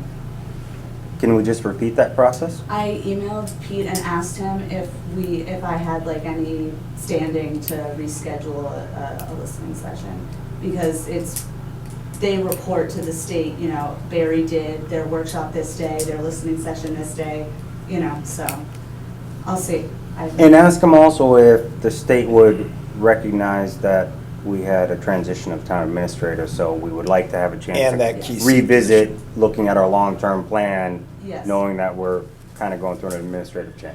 And that was a whole You know what I other mean? seat. Sometimes there's like, extenuating circumstance. For sure, I'll look into Right. it. I think, we let him know we wanted to transfer that, and we got that because you discussed at the meeting before, and we at least got it to transfer, and I don't know, there's a lot for him to do for the exit strategy I know, for I 45 days. And I'm sure trying to schedule the listening session was to make sure it stayed on track Yeah. to get, heard and be available for the grant money. I'm sure that's why he pushed it forward. Yeah. But you do have to spend that grant money by June 30th this year, so the timeline's kind of crazy if you want to Yeah. get this grant in. Great. So it's probably why he scheduled and did the listening session without the people there was to try to move forward. And I would guess, but I don't know. But at least we've got the transfer done so Yeah. that you're heading the committee And now I'm and just you're the keeping you contact. guys, And like up to date of No. what's going on, because it's like there's like $10 million in project funding at stake here, so. Yeah, as I understand it, the town of Leicester got a grant for a dam to be rebuilt, and it's very substantial. It wasn't listed, but they have been in the loop for quite some time. Okay. It's a real possibility. And just to follow back a little bit with Sam's question about Andrew leaving, one of the things I do think I'm gonna want to discuss about the future contract of the town administrator we end up choosing is that right now the contract says you owe us 90 days, or you owe us 6 months, or whatever we put in there, okay? There's no language in there saying there's any penalty for leaving early. There's no like, so even if he said, I would like to leave early, the most we're getting out of that is we're being polite to each other and not trying to get someone mad when they just walk out the door. Because he could just walk out the door and it doesn't change anything. So if we really wanted a little bit more leverage at the table at that point when someone says they're moving, we need to see if there's some language, and we'll have to work with council to find out if we can incorporate certain language like that, that explains that, yeah, if you want to leave early, you can, but in lieu, you got to trade some of your accrued pay time off back to the town. You don't get your full, whatever, 6 weeks of vacation you earn that year, or whatever else that they're allowed to accrue and they get paid when they walk out the door. It's like, we'll trade for you if you want to leave early, otherwise you stay until the end. I don't know if that's even legal. Or if I put that contract in front of someone, they'll just walk away anyway. I don't know, so it's a discussion that I would like to know, because as a municipality, I don't think you have the ability to have that same contractual strength as a private person hiring somebody. And even then, even kind of those clauses that say you can't go get another job doing the same thing for someone else have proven over and over to be, you can't win it in court. You can't keep someone from going somewhere else to work and do the same thing. So I don't know if it falls into that kind of weird jurisprudence type world that's the same thing as that. Yes, Sam? You know, I'm not saying leverage, I'm not using that word, and you used it. I'm just saying that normally when a company hires a person, an hourly person, there's a lot of flexibility. The position of town administrator is the chairman of the board, is the key. And this $11 million corporation needs to protect itself so that whatever transition there is, it's a smooth and orderly transition. And once a person and a town understands this, there's more camaraderie and more symbiosis than, and I'm not saying that Andrew did anything wrong, or didn't do anything wrong, Yeah. but we put ourselves without, because we're inexperienced. Please tell me that clock is wrong. We put ourselves in a predicament, Thank God. and luckily, It's 11:15. Heather, Excuse me, he's talking, please. luckily Heather, from what I see so far, could probably pull us out of this predicament without difficulty. So I'm just saying, next time, let's think a little bit and not put ourselves in a precarious position, because we have a town to run. I do have one quick question in response to that.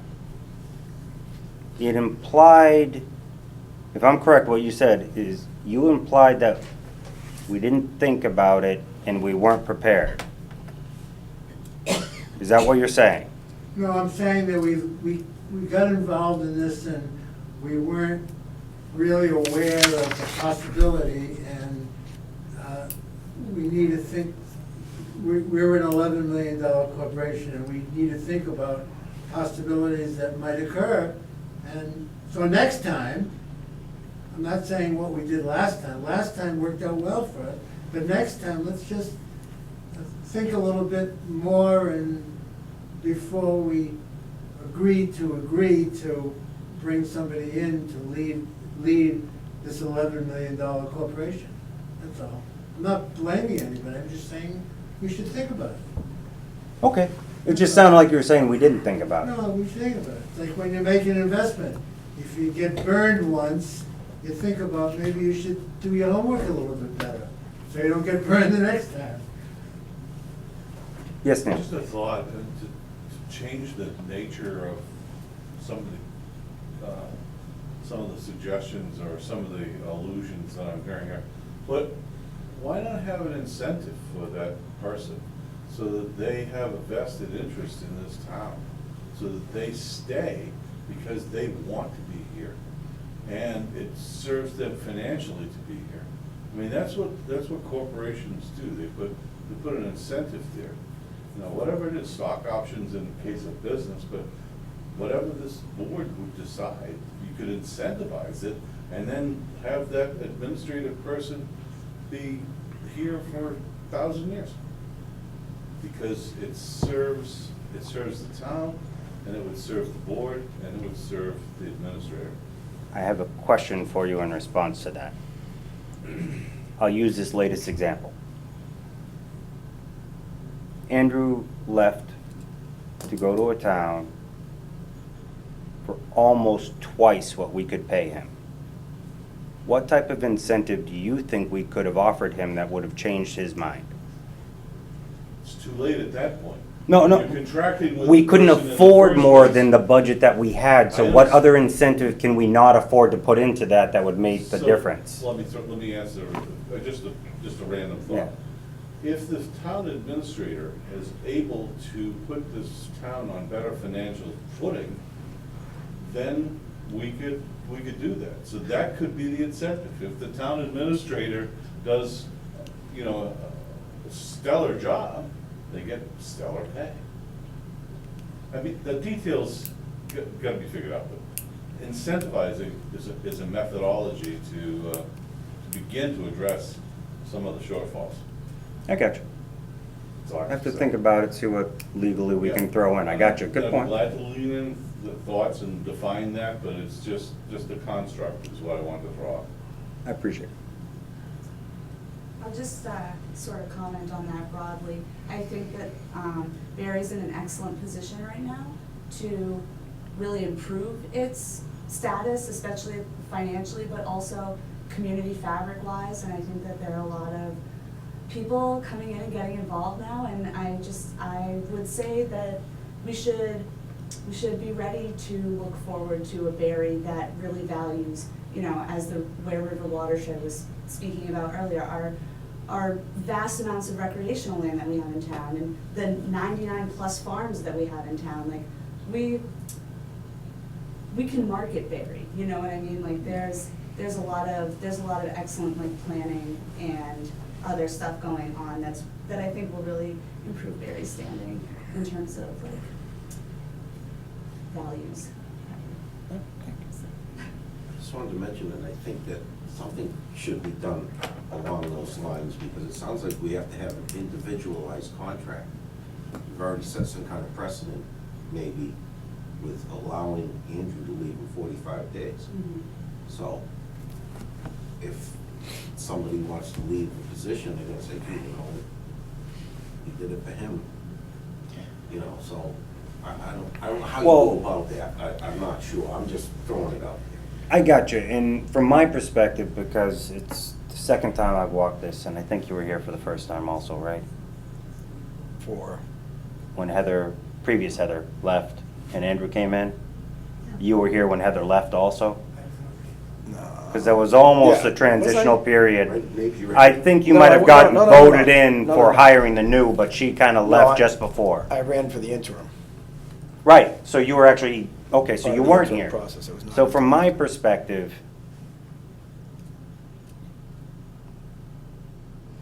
that was someone that left because they wanted to leave. You don't want to hold on to someone sitting in an office like that. So, in other words, when you have a discussion and someone says, I'd like to move to another location, all those little factors come into play. So, someone like that, you might say, 2 weeks is enough. Only because further working with them is going to be difficult, just because of the situation. Not personally, it wasn't that. It was just, someone said, I'm ready to move over here. And we're like, well, we're gonna be in a hole, but if we try to pull it back, it's not necessarily gonna help us get through the hole because they're not in it, you know? And so that's why I think each one's a little, you gotta be a little subjective based on why they're asking and what your current needs were.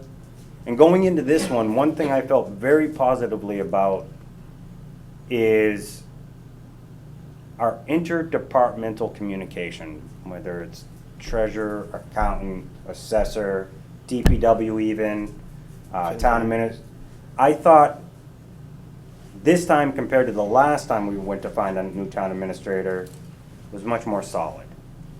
So going through a short period without a town administrator and then getting the interim, so in other words, the 2 weeks it took for her to do her proper resignation and get over to us,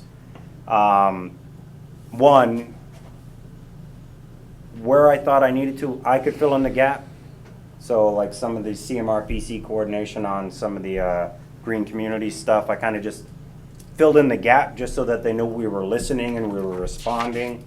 We pushed off a meeting till next week so that Heather might be able to figure out her schedule and actually make it work, rather than set up a meeting today or tomorrow for her that she just has to run right into, and along with the 48 other things we asked her to do in 48 hours. That type of, you know, so I was able to kind of step in. Plus, I've been here for 3 years now, so stepping in, I kind of also better understand the relationships and the responsibilities. I'm not saying I'm a town administrator and I've been working that, but I felt very comfortable filling that gap for this time around. So from my perspective, that's why I thought this transition was something that I was a little bit more comfortable with than the last time. I don't know if either of you want to add to that or not. So there we go. Town Administrator Search Committee charge has been approved, and the members have, did we finally vote on that? I'd like to call for a vote. Aye. All right. They need to come get sworn in. Aye. So yes, please contact the town clerk's office, get sworn in. There is a conflict of interest requirement for training. If you've been doing it either as a different job you already have and it's within the 2-year repetitive cycle, you can just provide the certificate you've already taken and submit it to her. If not, it's online, she'll guide you through the process and you can get it done within about a half hour usually. It's a pretty quick tutorial / questionnaire. And they can coordinate their first meeting through Sandy, Yes. please. Sandy will also assist with anything when it comes to my town government posting meetings. She can either help set up somebody that your group assigns to do that, or she can do it for you depending on all of that, as well as scheduling various rooms for meetings, work through Sandy on that. You will have to have a meeting to choose your We get each other's contacts. chairman, vice chairman, and clerk. Thank you. So just work with Sandy. Obviously, how do you set a meeting when you have nobody that's the chairman? Just as a group, reach out to Sandy and find a date and set one, and then you can make all your votes for positions, roles, and who's gonna do what. Any other questions? All right, I will call that item resolved. Moving on.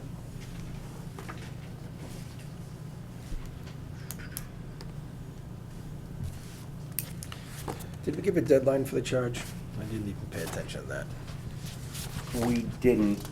I think we generally allow them to figure that out in developing their posting, and Because I know we talked about the date we're looking for to have this done, hopefully by fiscal year's end, but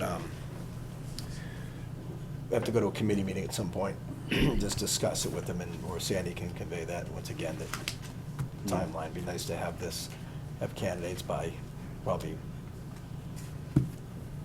mid-May at the latest, so we can start interviews and give us time to line up the start date.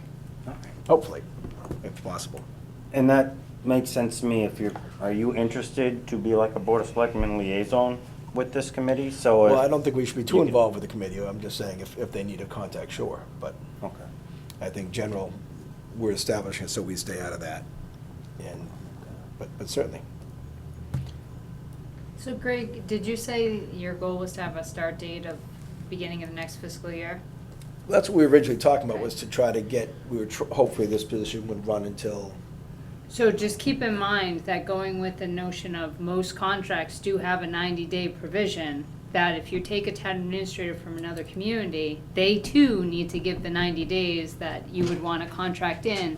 So if you're not interviewing till May, they're not starting till September. and it's, we could possibly do it sooner, or also we have the clause that So- we can ask you to stay on longer.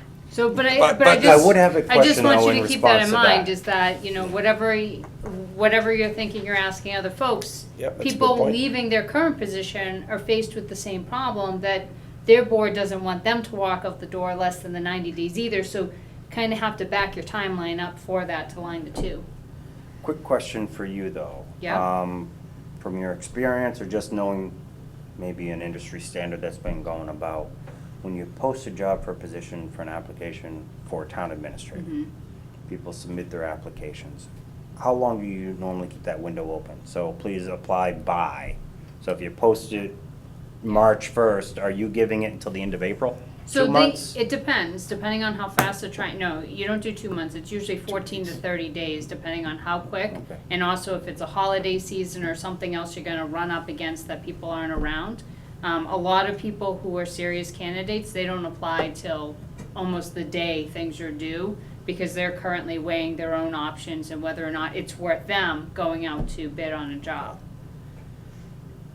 So one of the first items this committee's gonna have to do is develop the advertisement and work with Sandy to get not only the advertisement and the notices and pay the newspaper to post the advertisement, et cetera. So work with her on that. She's familiar with notices and stuff like that. It's not new to her. I would recommend that you just think of what she said. 14 to 30 days is probably about the time you want to go from the date it's posted to when you're hoping the applications come in. And then from there, you go through your own process of vetting the applications and get to us. I would suggest that it's likely this committee, we'd be asking you to meet, could be up to several times in a month. This wouldn't be a meet once every 2 weeks type of committee, likely once the applications come in, because it's really about keeping it moving. And so that's all I'm suggesting is, I do believe, Ron, you can speak to this. Last time, there were times you would meet 4 days in a week, right? When it hit hard, you just crashed it, got it done. Yes. Okay. So I only bring that up because I don't know if everybody that offered to be on this committee actually recognized that sometimes that commitment's heavy. It can be light in the beginning, and then all of a sudden you just crash course, you try to get it done and pass it on to the board. Being we're in mid-February, we're looking at, if they had an advertisement out by March 1st, that would be good. It'd be tough, but good. 3 weeks of there puts us that they'll be receiving applications through March into mid-April. And if they filter through those in even 2 weeks, then we're looking at May 1st, but before we could have our interview. So we're still looking at only, 60 days time frame. So it's, we may be able We to do might be able to something. enter a contract by the end of June. Right. And then deal with still the 90 days after that, after Or whatever the time is. recognizing the contract is. Like you So sign we- the contract, but you're not starting until September 1st. I think it's possible, if we're lucky, we can get in a contract sometime in May. But yeah, it's gonna put us probably till in mid-August until it's executed fully and the employment starts, but Hurry up and wait. expedition. Hurry up and wait, and then do it again. Yes, Sam? Is the town of Barre, their compensation schedule consistent with the type of service that we require and consistent with the rest of the state of Massachusetts? No. Town of Barre is more consistent within itself. Well, that probably should be clear to the recipient, to potential interested parties. It's not common that you advertise what you might be willing to spend. No, I'm not saying that, but just something to think about. The reason why I mentioned that is because at a meeting, at a DPW meeting, you sat opposite me, and you mentioned that Barre is probably one of the lowest compensating towns for lots of positions. So, the applicants perhaps know this, and maybe we should think about it. Maybe we need to consider additional benefits. I would recommend you go to the finance committee meeting and speak to them about this, so they can tell you why they can or can't make that suggestion to the budget. Okay, yeah, I just wanted to bring it to the forefront, so we don't worry about, can we afford these people? If we're gonna spend more money, we need to take in more money, and that I'll usually put it means this more way, Sam. taxes. This is why we really are relying on you guys to do a good job vetting the finalists. The key to getting a good town administrator is not paying them a lot. It's identifying if they're good town administrators. And a good and that they fit. want the job. So that might mean we need to get an Andrew that we might only get lucky enough to have 3 years with. Just like the police chief does his best to keep good police officers, but after 3-4 years, they might go to Worcester because they can get paid twice as much and do less. It's a risk you gotta take based on how you hire people, not necessarily what you can pay them, because we have a tight budget. You know that, you're the one that's telling us about every 2 weeks, where's our money coming from to pay for this and that? The truth is, it's a tight budget.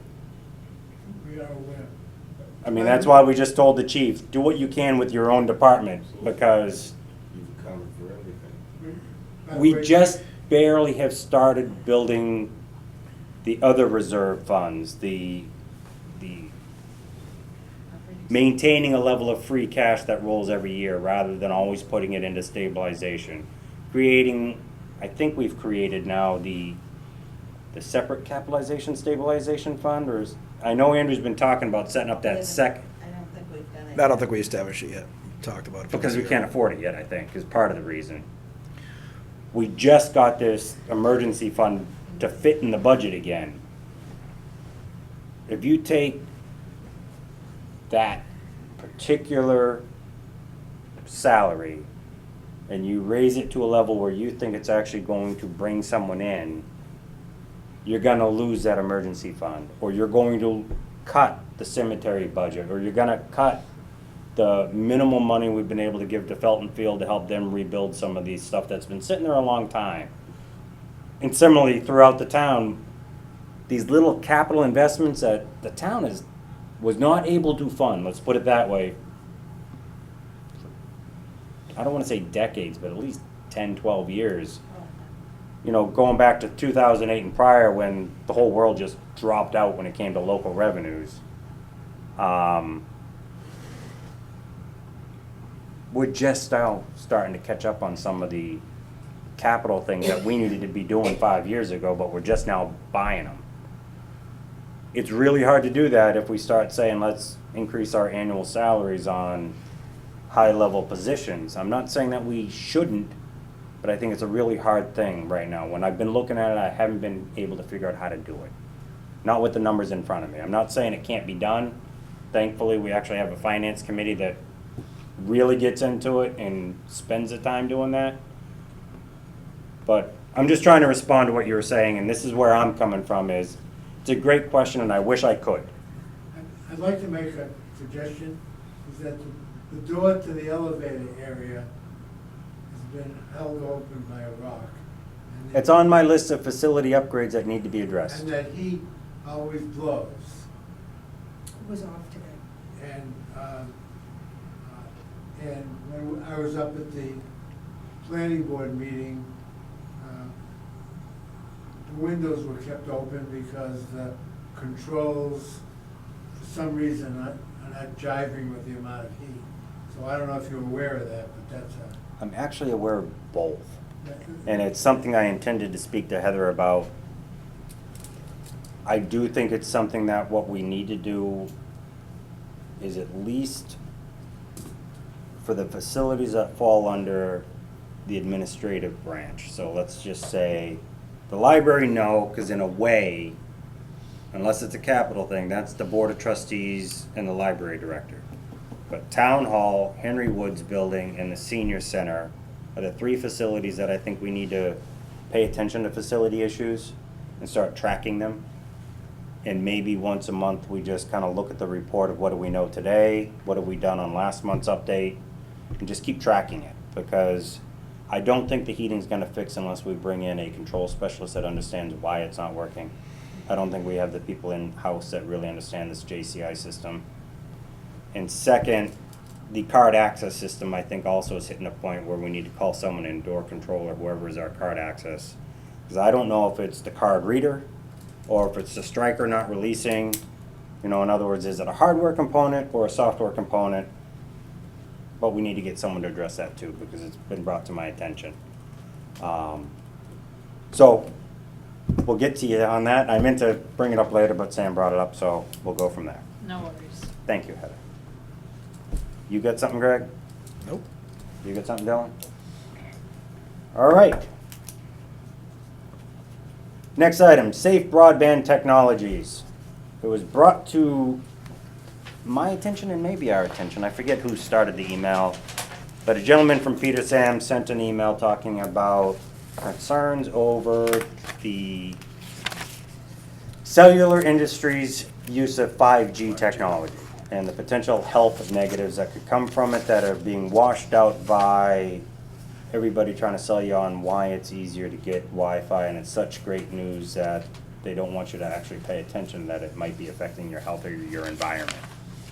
I don't know enough about the data. I haven't read it all. But I do know that there has always been concern with cell phone and radio waves and what it could or couldn't do to humans and nature, bees, birds, everything. And there are a lot more animals that are sensitive to this than humans, and it's not normally checked industry-wise. The effect that it may have on natural habitats as it is that it might have on a specific human. And even those tests are built in a box that work for the industry usually. They have a very strong way of identifying test for this, don't test for that, and everybody's okay. My personal opinion. But we had a letter sent to us. The concern was 5G, if you don't have any bylaws that identify what you can and can't do in the town, et cetera, et cetera, et cetera. Some of those might be general bylaws, some of those might actually be zoning bylaws that'll be presented to the planning board. The planning board has been notified by the same individual, and this individual kind of has two things now he's kind of working towards. Is Barre interested in general bylaw, and are they interested in certain zoning bylaws based on the height of a tower, the strength of a radio wave, et cetera, et cetera. I don't know enough about it, but I do want you to know that we received it.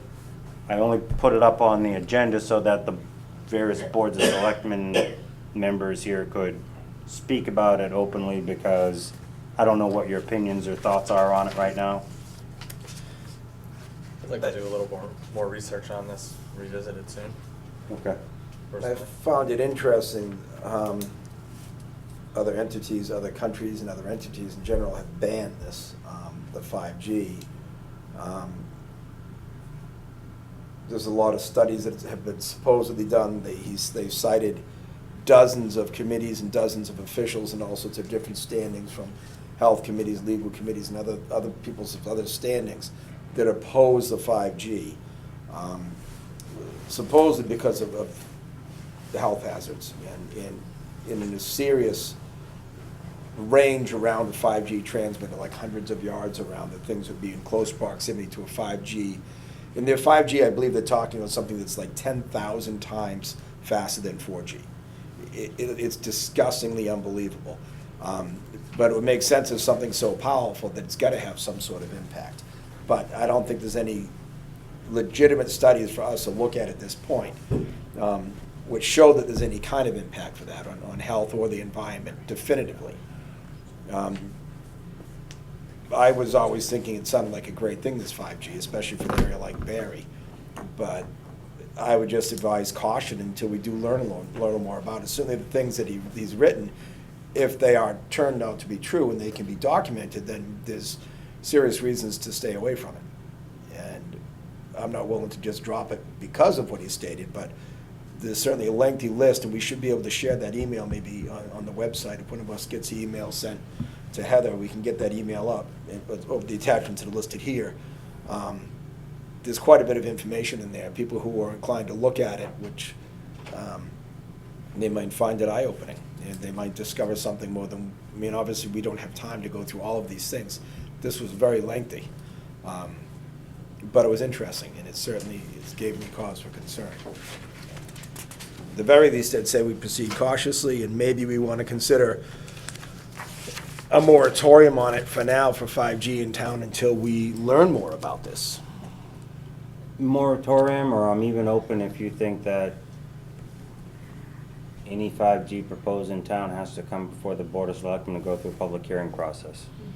And we have the right to reject it, and we may need council to approve by what Language. means we reject it on. But it's not zoning, so it's even less restrictive if it's under a general bylaw. So I think we would have a little bit more subjectivity in that process. And it's not something we have to jump on, but a general bylaw for the town meeting that we could propose to the people. Well, And kind have- of jump on it. We only got a couple months before I think Well- we can actually get it on the warrant for Right. town meeting, Well, so. we can open and close the warrant and place it on any time before, really, but yeah, I mean, it's not like we have to do this tonight, but I would think we should consider some sort of pause till we can learn a little more about it. It certainly, it seems credible enough that it warrants investigation before we would consider allowing, because up until this, I thought 5G sounded like a great idea for Barre. Be interested to see, you know, what these studies show, what people have found, and what effects have been documented, if any, credibly. Am I reading that right? Does that say It's 10:45? 8:30. That's what I said. I hope that's not I right. was like, No. That was what I said. Oh, I said, tell me that's Still wrong. late She enough, said though. it's 8 o'clock. I was like, so what I would like to do then is table this, and we'll keep it on old business and Neil continue had to some follow. input, which I'd like to hear his Yeah, input. I think that what you can find out online already, you know, is fairly definitive. And some of these countries have canceled it Yes. for a very exact reason. And it's nothing, the health reasons, all of those are not showing to be favorable either. But the fact that the technology is so advanced, it can scan your DNA. It's unbelievably That powerful. is how intense this technology is. So if you want to give away your Anything that could privacy- scan any part of my body from a telephone pole. So, you know, if you want to. I read a lot of this stuff. Well- I would say, make an action, I got you. even if it's just a reg or something, whatever you can put in the book immediately, and then flush it out later, but, you know, stop the before there's an accident. Yeah. So let's if the table tech- this for further review, and we'll bring it up at the next meeting. Thank you, Neil. I do think it's I'll important give you to. sites on where you can find some of that information, all right? If it could Thank scan you. DNA, I would assume that would not be from a telephone pole, but I'm assuming that that type of technology in a closed environment is You go through a capable of that type TSA of. scanner, Right, that's what I'm saying. That's I 5G. understand that the volume of the burst of data that comes through is phenomenal.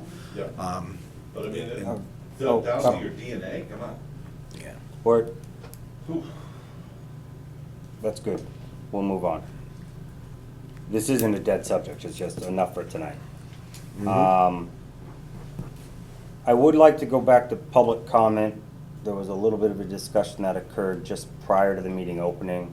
I'd like to revisit that so that it's in meeting. It can Documented. go into the minutes. It was inadvertently a discussion that rolled in while other selectmen came in. So from my perspective, let's just get it on the books. You and I were discussing something about Gaston Pond Dam, I believe. Yes, yeah. If you could continue. Yes, so, first off, I just wanna say I'm sorry, I'm sitting here with my eyes closed, I know it looks disrespectful, I actually have a migraine, and so I've been like toughing this out to like, cause this is very important to me, so. It's a good thing we're all Gotcha. quiet up here. So, the Gaston Pond Dam is technically on the books to the state, town-owned, and they hit us with a non-compliance order saying that we need to get them a follow-up inspection by March 30th, or they have the right to fine the town $5,000. So I know you had mentioned the discussion before the meeting officially opened, that there have been follow-up inspections, and I think that whoever is fielding this with ODS and the state, we need to resubmit those documents to them, and we need a point of contact person in ODS. And we also need to talk to Insight and the private property owners and come to some sort of agreement so that we are not in this situation 10 years down the line when the second phase of significant hazard dam inspections and reports are due. So, Okay, that's my spiel. I appreciate it. What I would like to do is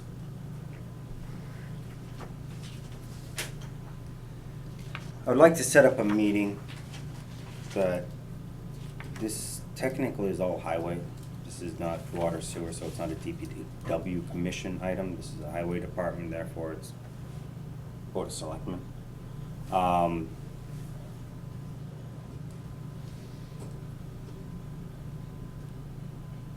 We gotta call in Jason. We gotta get the history of the reports we've received. And we also need him to identify the dates that he's saying that he knows inspections occurred. Because my understanding is either a state inspector or the engineer by the state that did the inspection, but because of that, that report never came to us. We're waiting for the state to send it, but instead we get this without a follow-up to the inspection that was provided by either the state or the state represented contractor. Okay. And so that's left a lot of holes because we think it's been inspected. We're not expecting that we gotta go pay some other third party to do an inspection report. And that's the confusion, I think. So I'd like to make sure that that loop is closed, and I would like to invite you or anybody from the Conservation Commission, as well as, is it the planning, who else did we have to notify? I think I sent the email to you, Ron, because they said Conservation Commission. I think we still technically have to provide a response to DEP, because the notice said something about you have to notify these people. So I at least addressed the internal departments, the local departments and commissions. But whoever I notify that's local, I would like to pull into this meeting, so that if they have a role to play, we know they're involved. Yeah, it's definitely DPW and Conservation Commission. Okay, so maybe that's the two that I Yeah. You had, internally had to add. there's several listed on there, on the order here. Well, so, And they also stated that they know when they had it inspected on May 2nd, 2015, and June 14th, 2018, okay. by Fuss and O'Neill and Ty and Bond. So maybe this is their 2018 findings, because they do list that, they have the list in here, what we're non-compliant for. Do you wanna see it? I was always. I'll pull it out. I have that because I think I actually sent that to Ron in the email. I have the attachment. I just gotta pull it out. Okay, so just out of, just for curiosity's sake, I did stop by Gaston Pond Dam this weekend, and I took some pictures. So I did notice a couple, structural issues with it. Nothing that looked glaring to me, but definitely needs to be addressed. I can show you if you want, or we can go over it later. But I would like to really do that all at that Yeah. meeting, and I would like to set something up hopefully by the end of the month. Yeah, for I sure. So think we we- need to look into the history of it. We do. I don't think the town built that dam. I think the colonel did back in the day. So, Would have been back to Isaac, whoever his name was, or, Colonel Gaston, yeah. he owned the whole Insight meditation place. And my grandfather actually worked for him, Well, so. that would only make sense if it's called Gaston Pond. It wouldn't be there without the dam. Right. I don't think the town did it, but I don't know how we acquired it now, you know what I mean?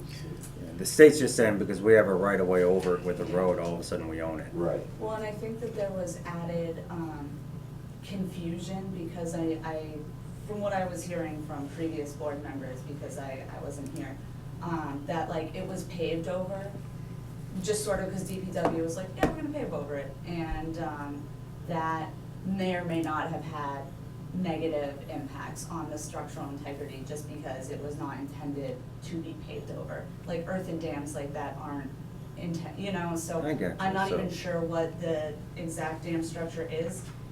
There, I know that,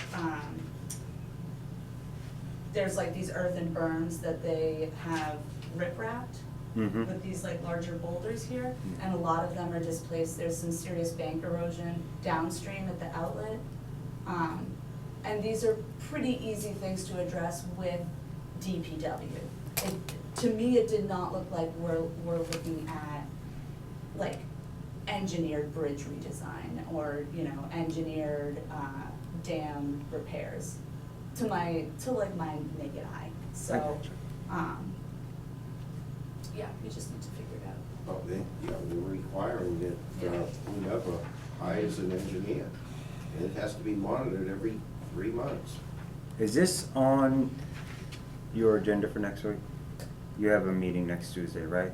Yeah. Yes, it can be.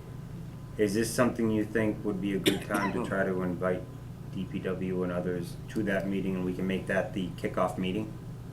I'm only saying that because it's been hard to fit all the meetings I'm trying to fit in this. Yeah, we don't have any like big No, agenda. it should be items. fine, it would be fine. Would either of you like to represent the board at that meeting, just to try to get a game plan? When is that? It would be next Tuesday, a week from today? Yeah, yes, at 7 PM. Tuesday, What would be the 25th. 25th, yes. I should be available for that.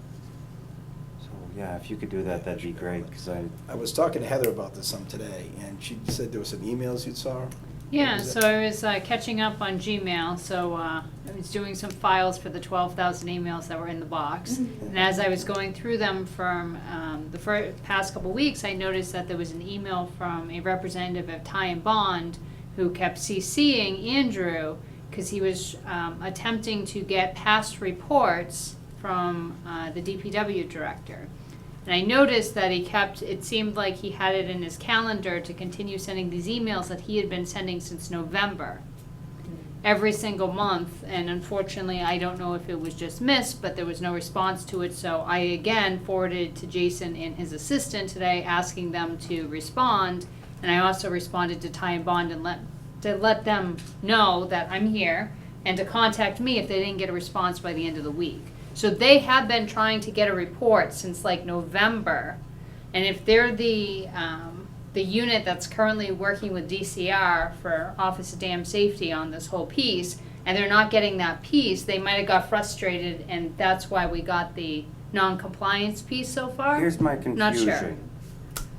The reports we've received have been either from Ty and Bond or from the state. So why are they asking us for the report? I believe. I mean, that's just my first thing is, why do you go to the person that received the report versus the person that created the report? I believe we made. And I think that's repairs. Jason's frustration is, this is a circle, I've been spinning the circle We for made- 10 years. We made repairs last year with donations from the Inside Meditation from, I think it was Inside. The majority of our repairs actually when Bill was still on. Do you have a record of those repairs? DPW would. Okay, we need. And that could be, and my guess is that's what Ty and Bond's probably looking for, what he's done for repairs. Yes. So the materials were donated, we couldn't, remember last year it was too wet early, you had to wait till past the wet season. Yeah. And then we finally got a dry Maybe it out was spell, and they last went year, up and they made the confused. repairs last year. Because Jason's frustration was that the reports, as far as I know, the issues they were bringing up in citing were from reports that were from 2016. Okay. And there were repairs done that were scheduled, they were done last year, probably after they came out and looked last year, they probably did those repairs after the fact. So my guess would be, and this is purely speculation, that Ty and Bond's looking for what repairs Jason has done Yes. since then. Like an inspection report follow-up. According to Jason, some of the things they had decided are Who not would have part done of the report as a follow-up? I mean, whoever is the ODS liaison for the town, I mean, We need to find, we Yeah. need to appoint. And that's the one. point I'm trying to get back to is, if Jason never received a report from whoever, whether it was Ty and Bond or the state following up on a whether it was a phone call or an email, I don't know, saying, hey, we've made these repairs, could you come and do a follow-up inspection? What does Jason do if nobody responds to the request, or he never receives a report after someone actually comes out and looks at it? I'm happy to reach out to Ty and Bond's rep and see what the status is and what they're actually looking for, to see if I can kind of bridge the gap in communication there.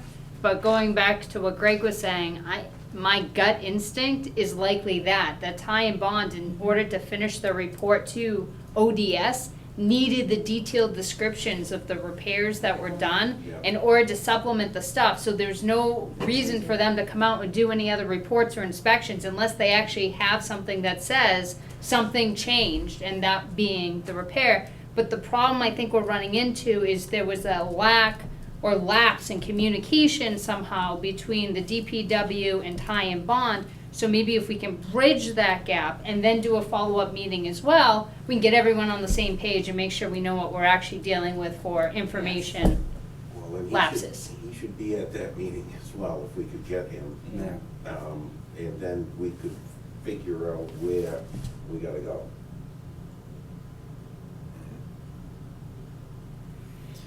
That's, I think, clearly, there's too many people asking questions, making directives, and there's not communication between all of the parties. And we need to work to bring that communication loop to a close. So the second part of this, phase two, I believe, is to put together an emergency action plan. We do not have an emergency action plan in place for Gaston Pond Dam, do we? You have to speak to Bob. He's our emergency management chief. Okay. He was involved in helping develop, I believe, an emergency action plan. Okay. We pulled in places like the health clinic and other things to kind of create our emergency response plan. I think he has one. For that dam, or for, so For the there's- town, so I don't know So if the dam that's- is within that route. That's an, hazard mitigation plan. So like, emergency. That's action what it plans was, you're are right. like- My memory is hazard mitigation plan, my bad. This is my bread and butter, I know plans. So emergency action plans, those do have to be done by an engineer. I've done them. There's like modeling and, all sorts of different metrics that go into, basically, they hand the town a document and it gives you a notification flow chart for events, like a partial or full breach. It gives you, So this a plan list- is required for every dam owned by the town? Significant hazard dam. Significant hazard dam. So And that's- we Significant need to hazard turn is the either ownership. based by the condition of the dam No. or the size of the dam? No, the hazard ratings are based on whether or not a full breach would cause loss of life and property Okay, the damage. potential, Yes. not So that's- necessarily an existing It's where they're situation. positioned, not like, And this has been newly named to us by the state. They've determined, we think you're the owner, we're assigning you the owner. Yeah, right. We still need to contest that and find out who Yes. built this, Yes. who built this dam, and where the ownership really lies in this dam. who would have. Because that's the person that should have this. I guarantee you that's This- why Jason stopped talking to Ty and Bond in the state, because he's like, you're asking the wrong person. Yeah, I answered you 6 months ago, I'm not ever gonna answer an email or a phone call again. Because it's not our dam. where would be the original information where like the deed plans? Worcester Registry of whatever? Deeds would be the closest thing you're gonna find, and I don't know who you're gonna pay to go through all that to find it. Well, it's online, but. Claire has some input. I don't know if this- Gotcha, I'm sorry, yes, Claire? You should talk to Lucy, Oh, yes, that is a because very she good has, point. she knows the history of the area. Clearly. Yes. Yeah, I don't know if the assessor's office should help with that. That was another good point. Yeah. Okay. Which one? The assessor's Yes, office. Oh, the assessor. We need to find out where this dam came from, who erected it, and from land ownership, from that point forward, we can determine where the land's gone through to get to that point. Us having a right-of-way over it doesn't give us ownership.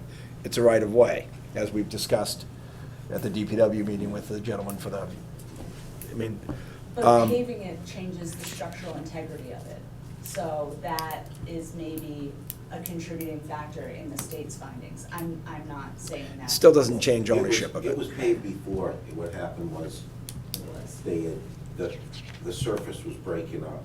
So they Okay. put metal on it. They decided to get the metal off and do it. Repave. So it was paved before. Okay. But if we can determine where the real ownership lies in this, then all these directives shouldn't be coming to the town of Barre, they should be going to that owner of the dam.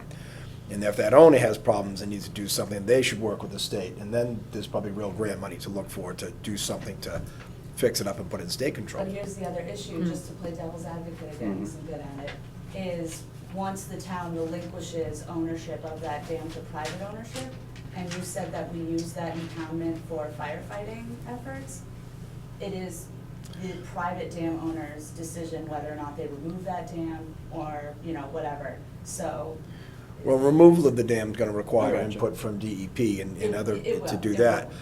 Removal of the dry hydrant, they certainly could, but most people are not against having You're right, though. the That's ability just a to have water leverage supply. that an owner could make if they're Right. like, oh, help me fix it, or you lose your Exactly. water. Exactly. No one wants to see that happen because. It would cost them more to remove the dam than it would to fix it. Right. Probably. But there are lots of state and federal grants for dam removal projects now because people want them out to return anadromous and catadromous fish habits, but that doesn't apply here. It also Yeah. reduces the amount of groundwater infiltration because it races right to the ocean. So having a dam actually helps the groundwater. Oh, yeah. But nobody talks about that part. I'm Well, sorry. having a dam with adequate fish passage, upstream fish passage I for agree, like. yeah, the fish ladders or whatever they call them, or similar. So, I appreciate it. Greg, are you, or do you want Heather to work with you in trying to request Jason to attend next Tuesday's meeting? And then are you gonna try to coordinate so that you can set up a meeting? Everybody can I would meet? think we'll let Heather request that Jason attend the meeting, and I will plan to attend the meeting. That's why I'm asking. Yeah, and if you can make sure they have my cell phone to text me a message, you know, I don't want to be out of the loop on it. And we'll see where we go from there. And if anything anybody does in the process to help look towards ownership, that can only be constructive, for sure. so. And I don't know if you also wanna include Bob, fire chief, Bob Rogowski, because he's also our He'll be emergency away. management. Absolutely. Oh, he's already away, right? Well, he'll be away as of Thursday, won't be back until Right, I forgot, he's got the March. military leave. Well, then, we'll bring him in later when we hopefully make some progress, Yeah, but, he's not, he doesn't need to be part of the upfront decision. right, I just, thank you for the Heather, reminder. would you like my email so that if you come into some documents, you can share them with me so I can I, piece together a time? I would love it before you leave. Are you Yeah. heading out? I will be after this, I'm sorry, I'm, not feeling good. That's okay. Definitely understand. It's rough. So, thank you. I appreciate you helping bring this to a head. It is something we've got to resolve. I don't know, Heather, if we also should start looking at whether we want to find a true title search, where we actually pay someone to dig through all those records so we can actually find out, does somebody actually own this according to the registry of deeds? I can check with town council. I know, I believe Andrew had also documented this pretty heavily in his notes, and I believe he had said that they tried looking for ownership to a certain extent, so I'm not sure which efforts he's already utilized, but I can look into it and follow up. I think the best, At least to figure out how far we gotten, Mhm. what further effort is worth it beyond just saying, this is the effort we made, and we go to the state and say, and until you can prove we own it, we consider this a state responsibility. I would think pursuing. Just like the Lucy Ware Allen and- River watershed, you and gotta fix the assessment entire officer are place. best leads. State-owned dams? Check with Because Lucy. if she doesn't know, Yeah, she'll I know will. people who will know. Definitely So will. we're talking like A generations. lot back of here. the She has stuff a that lot of Lucy has is documents. anecdotal when it comes to Assessors something like office just that. says documents and Family records. stories, when you get so far back, she might not even have records. I don't know how far But it she may can help go, us She know the does. The further storyline to record follow. keeping. Records of stuff. I Okay. mean, she's also great with the She's got a lot paperwork, of so don't get me wrong, I'm just, I wanna take one of her tours, honestly. I think this would have been brought up to us by Lucy by now, cause it's not the first time that's why I'm almost wondering, like, you could talk to her, I think between that. but I and the got a assessor's feeling office. if she had it, we would have found it through her by now, but or we overlooked it for 5 years and it's worth asking. So I agree with you, Right, Claire. the- Don't not ask. I'm just. The other things are more in the forefront, I think, right now with this. I don't think this has caught her radar. Yeah. I really No, don't. I don't think it would have just caught her radar. I'm just thinking somebody would have asked her by now. I can also look into it a little more in depth. I just, like I have a full-time job, so I have to make sure that I do my volunteer work, like, in a, Yeah, I know that judicial feeling. manner. But I'll investigate this a little more, because the town should not be held accountable if we don't own it, and we should be able to put together a good, like, inspection follow-up report and like a construction after, as built, you know what I mean? If we did the work, we shouldn't, this shouldn't happen, and I'm glad we're on top of it before we actually got fined $5,000. I appreciate it. And, all right. See what next steps present. Thank you very much. I appreciate your time.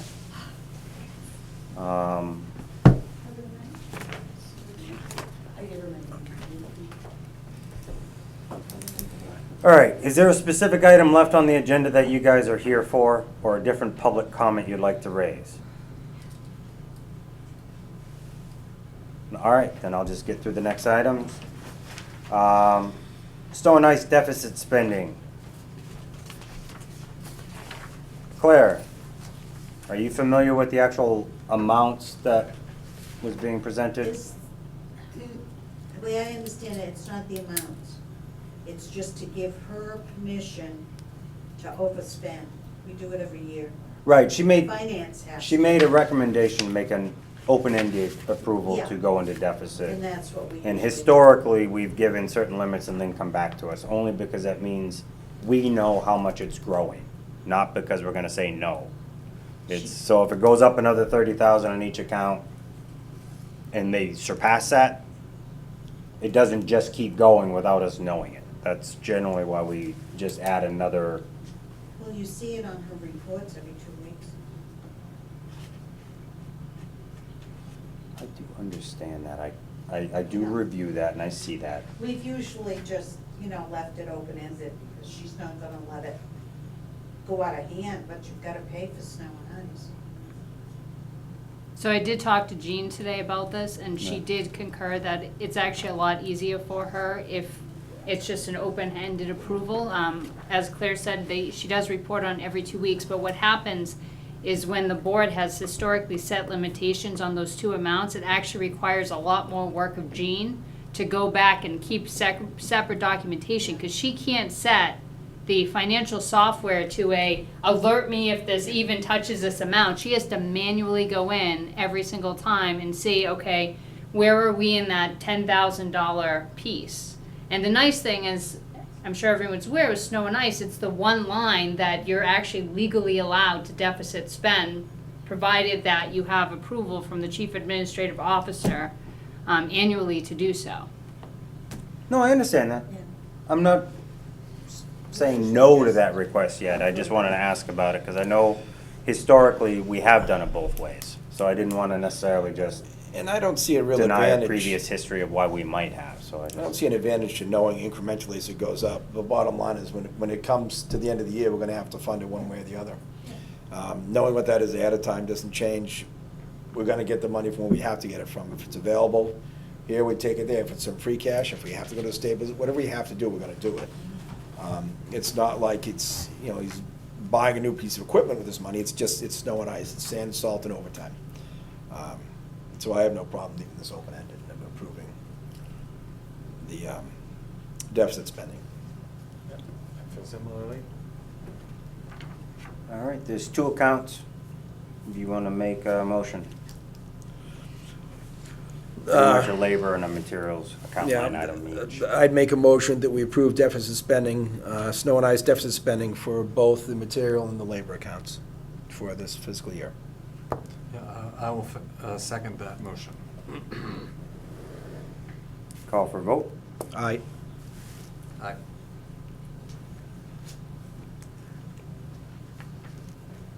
Aye.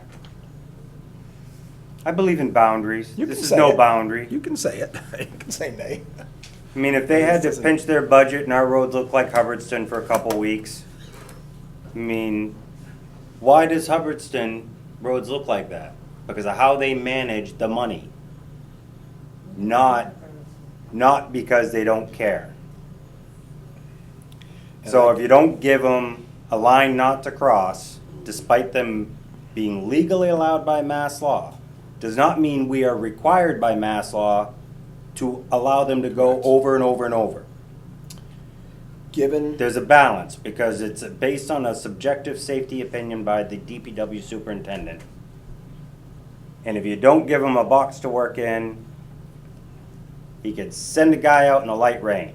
And I'm not saying it's a wrong decision, don't get me wrong. We've had some light rains and some really cold days lately that have made some pretty icy roads, so I'm not saying it's wrong. But sometimes, knowing that there's something you should pay attention to, that's all. But I said yes. I just wanted to, Well, so it was a yay.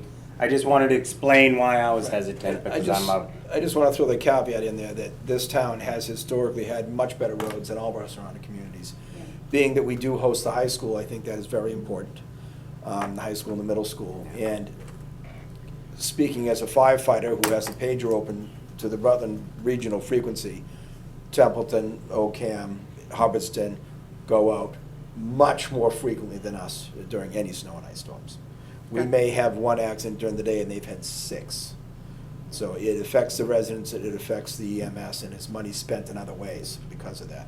And that's a good counterpoint. And I would rather err on the side of safety. It wasn't too many years ago that we had a fatality from a young lady going to the high school, and I will never forget that day.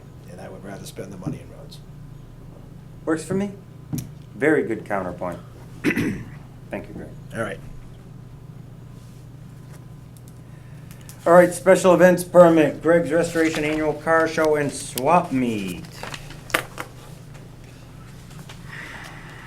You guys reviewed, do you have any questions, et cetera, comments? This is for Saturday, April 25th. So, just 2 months? 2 months and a week? Felton Field, right? Yeah.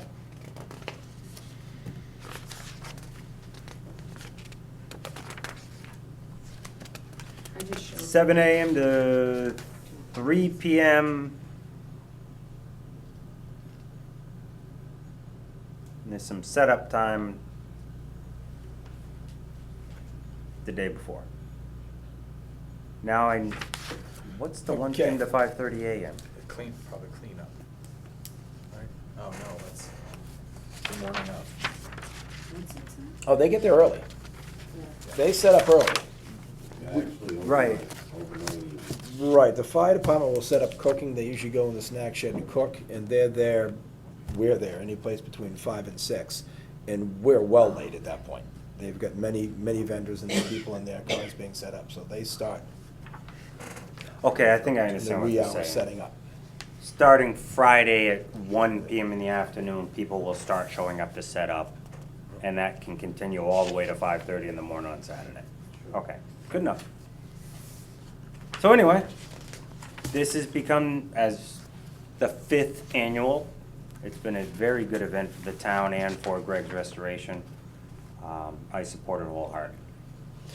Well, I'd make a motion that we approve the special event permit for Greg's Restoration, with the caveat that if there's any fee by this board to be waived, as they are paying fees to Felton Field extensively. It looks like a $250 or $300 fee they're paying to rent Felton Field for the day, so I don't think we should. So what's $105 towards the town for the permit processing? I thought we've discussed before, when other people are using Felton Field and paying a fee there, we weren't gonna add on top of it. I don't remember ever waiving a fee for that, for a special event at Felton Field. I'm not saying you're wrong, I just don't remember it. You do or don't think we should? I don't think you should. What, charge or Because- waive? Don't waive it. I feel, and I went to a Felton Field committee meeting. I'm Mhm. trying to go to a few to see how it works. And that's what they use for money to take care of Felton Field. Mm-hmm. Because I suggested that they raise their fees. I didn't get a list of fees. asked them for it. Martha was gonna send me, because they were gonna raise some. Right, and Because I their think, fees are minimal. well, they're more than ours. But my suggestion was that by double feeing someone, if they're using one of the uptown properties that we have control of, we should charge a fee, which ours is very minimal to choose the uptown properties. But when they're going to use a Felton Field, my opinion is, you know, our fee is generally when they're using the properties that are in our control. But if they're using the Felton Field, they're already paying their fee. It's really not in our control. They're just complying with our special permit to make sure our police, fire, and health services all have an input. So the permit assures we have input. And when they use the town property, we get a fee for that. And I guess we do have a separate fee from use of town property for the event permit. I understand they're normally separate fees, but our use of town property might be $50 or $100. In the permit with 100, it keeps people under 200. And I think the Felton Field fee is already $300. I just see no reason to drive the fee up. That's my opinion, and that the board can certainly do whatever they please with it. I just expressed my opinion. We need money for Felton Field. Let's see your- Yeah, and this money wouldn't go to Felton Field. Felton Field's getting their money, I'm saying. And I don't want someone to back out of Felton Field because we're gonna add money on top of it, put it that way. I don't wanna deter someone else from going there because we're gonna charge a fee on top of their fee. That's They're all. making a lot of money. They may, but there's other groups that don't. There's other groups that will use But Felton this Field and group pay does. money and don't make that much money. And we might deter other groups from that. So if we're gonna waive for one, we waive for all. We can't say we'll charge this one because we think they make more money, and then we'll waive it for someone else because they're not gonna make the same money. The other thing is, he's not from Barre. He's from Rutland. You could have a fee schedule where Barre residents, because you're paying taxes in the town of Barre, so you're contributing to that. Could have, but Is we don't, lower. but we We can don't as of incorporate yet. that into the potential bylaw. We're Yeah. trying to We- create that we- special event. Right, we could have and we don't have yet, so that we could certainly do that. Yeah. Town residents applying for a special event can have a discounted rate, certainly, and I like that. You know, I think. But it's not there yet, so for this, but well taken. Okay. But even Felton Field, if there's a town person that wants to use Felton Field. That would they have should to go a before separate that, rate. that has to go for that commission. So, since this isn't until April, would it be okay if I were to look into the history of what we've done for past applications and stuff, just to make sure you guys have the history and you know what the consistency is? Because if you change the precedent, you change it going forward, and you also wanna know what the past precedent is to make sure that, you know, we haven't changed, you know, we didn't charge Mary's annual craft show the 105, but not Greg's restoration car show the 105. You Just just so that gotta we be cover able to ourselves find in out if legal. the data actually will clearly support the difference between a special event versus a use of town property. We have waived fees for use of town property. I do not recall waiving fees for a special event. Do they have different forms? Yes. So if we just hunt down the past ones of these, we should be able to And determine then the difference? cross-reference them with a check? We can do that. Like, how do you verify if it actually got paid? Because We can look at the accountant records relative to that specific account where they would My- get filed. My recollection was that we had, and maybe I'm confusing that we didn't charge a use of town property for someone down there, but we did the event fee still. But I know we didn't consider a fee because Felton Field was charging it, not us. okay. I thought that was any fees. and I could think be it might have mistaken, been but- for the 4-H club, potentially. And because they were a nonprofit youth organization, we were willing to waive that fee. And we've had the discussion before. Which is in line with our use of town property language, where we do have different fee scales for nonprofits versus profitable or private entities. I think we should have the discussion again. Obviously, the Little League uses it down there, that's where the baseball fields are, it's used all the time. The riding and driving club does use the fields, but they also launch equestrian events from that point, which go into the town roads and all these trails we're talking about trying to keep open and things. There's many uses for that field, which we have no special event permit, although they still impact the roads and have great volumes of traffic. They have health concerns and safety concerns, and they're not filling out a special event permit.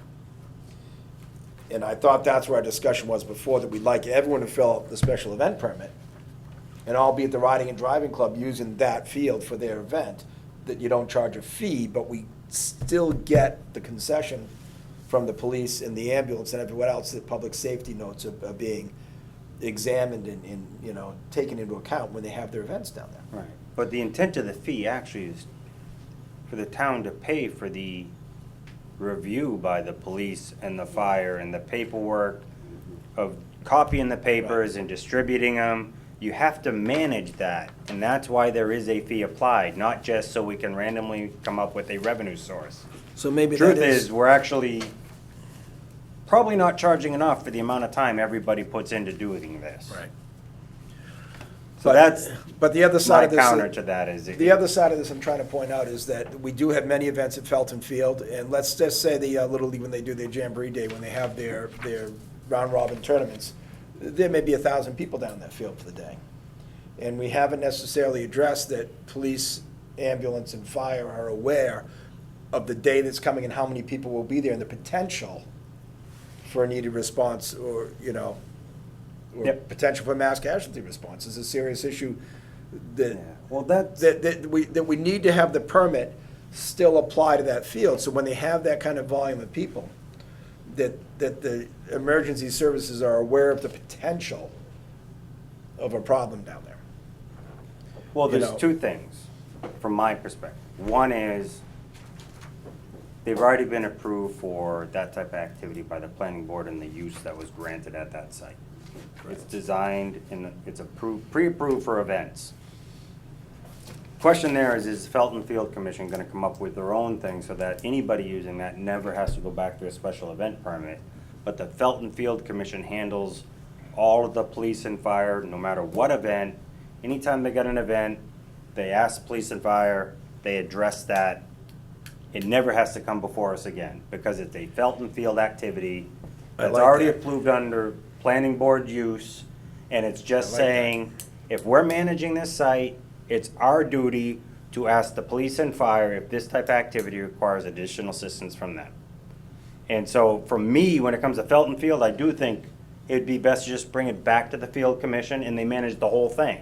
I agree, I like that a Special lot. events for me would be things that are outside of areas that are already approved either by zoning or special permit from the planning board saying that your property can do this. Because if you give somebody a property and the right to do events on that property via the zoning and the business or special event permit, well, not a special event permit, but what are they, special permit granting authority. If for some reason something's presented and the planning board gives them this use, that use should include the responsibility of the owner to coordinate with the fire, police, and all the other public safety to ensure that when they are doing events like that, either they do it with, via their own security, or they do it by detail based on the police chief's agreed upon, this is what you're gonna need for me to protect the public from your type of event. Or protect you from the public, I don't know. And you have to be careful, again, what if Higgins. But this is bylaw stuff. We need to put this into that special event bylaw. But you have to be careful, so what if Higgins Energy says, we're gonna have a special open house, and we're gonna test ride these bikes and show these stoves, and they're gonna expect to see 500-600 people come through the store in a day? Are they supposed to come get a special permit? It's on private property, the public's welcome. But it's a routine business, and it's a use of their business. so- Fine line based on number of parking Right. spots and all of that. You can kind of get to a, you aren't allowed to have 100 additional vehicles in a just saying parking we lot have that to provides make- no fire access to the building. I just say we have to be careful when we try to get overreach with that, what we're including and excluding. I think town property is Just for important. your information, Felton Field is looking for a line item on the budget. Yep. And that is one reason I'm going to their meetings. Because if they're going to have a line item and the town is going to be supporting Felton Field, then they need to answer to the town what they're using their money for. Well, not only that, in my opinion, You have some to of that know what's revenue going has to on. come back to the town. Yeah, It doesn't just go in there. and that's why they need Sure. fees for people out of town, big organizations that are using. So Because they're talking about, they would like to get the circus back in. They'd like to get a carnival back in. Well, those people should be charged a good fee for using the field. Well, right, but we gotta be careful with this, because Felton Field is not a private industry that's begging the town. It's a town, they just have their own commission managing Yeah. it, so it's not like, and this may seem like a poor example, but this isn't Carter Stevens or Stone Cow Brewery asking us to help them fund major events because they're trying to tell us how it helps the town. Even though they make some money too. We'll leave it at that. I'm being very generic. This is Felton Field saying this is how we can do more to help the town. Those major events bring people in from other towns to our town to share in that event. And however Felton Field would manage fees for use of a carnival there, I don't know today versus, it's been so many years, I don't think they have any history of what they did before relating to today. I mean, what you would charge a carnival to come today may be different than what you did the last time they did it. That's all I'm suggesting. So who's looking at what other towns, that's up to the field commission. I'm just trying to get at the point. They do provide a benefit to the town with the events they have there. Just like any other event, how often do people come to us and say our major economic benefit is people come here for events? Or they come to see the foliage, or they come to use the waterways. They're not coming for other it's those random events and those schedules and those patterns that help us get local businesses doing more than just living on the neighborhood. So when some of these restaurants get kind of an influx, it's a nice little boost. But even the restaurant can't handle that level for a long time because it's too much of a boost. So I'm just suggesting. To steer back to this again, we'll see if the fees are supposed to be waived or not, but I think you're right. In the future, we should request that the Felton Field Commission implement some sort of emergency services in town, need assessment before they have these things, and assess that to their own clients, so we don't have to. That way, we have nothing to do with their field and their permitting of their property, and we just deal with the properties that are under our control. And I think they'd probably be happy to do that. What you mean if in we the just future- bring it to their attention that we don't want it. Which means in the future, this event, since it's there, doesn't come to our board, period. That's what I would think, Right. yeah. I'd like to lean towards that. So, they can So- include that in their fees and the requirements of the police and everyone in their fees. Did we get a motion on this? No. I had a motion that we approve it and waive the fee, and you guys did not respond to the counter. Do I have a second or a second with revision to the original motion? You can do that yourself if you wish, I won't be I offended. could, that's why I'm asking Dylan. won't be I don't want to offended. be I the don't one to I not won't give be him his I won't voice. be offended either way, but that was my thought. My counter motion would be to approve the application, but without waiving the fee. I think it's a small fee, $105, was it? Something like that, yeah. Seems like a negligible amount of money, at least for now. Any further discussion? Call for a vote? We don't have a second on either motion. Yeah. No, he seconded by amending your motion, which So- actually he's allowed to do, and we can go to vote on that. You can set a motion, he can amend it, and we can actually vote on that. It doesn't have to be on your original motion. I think you have to second the amendment. That's all. All right. 'Cause I made a Do we have a motion. second to the amended motion?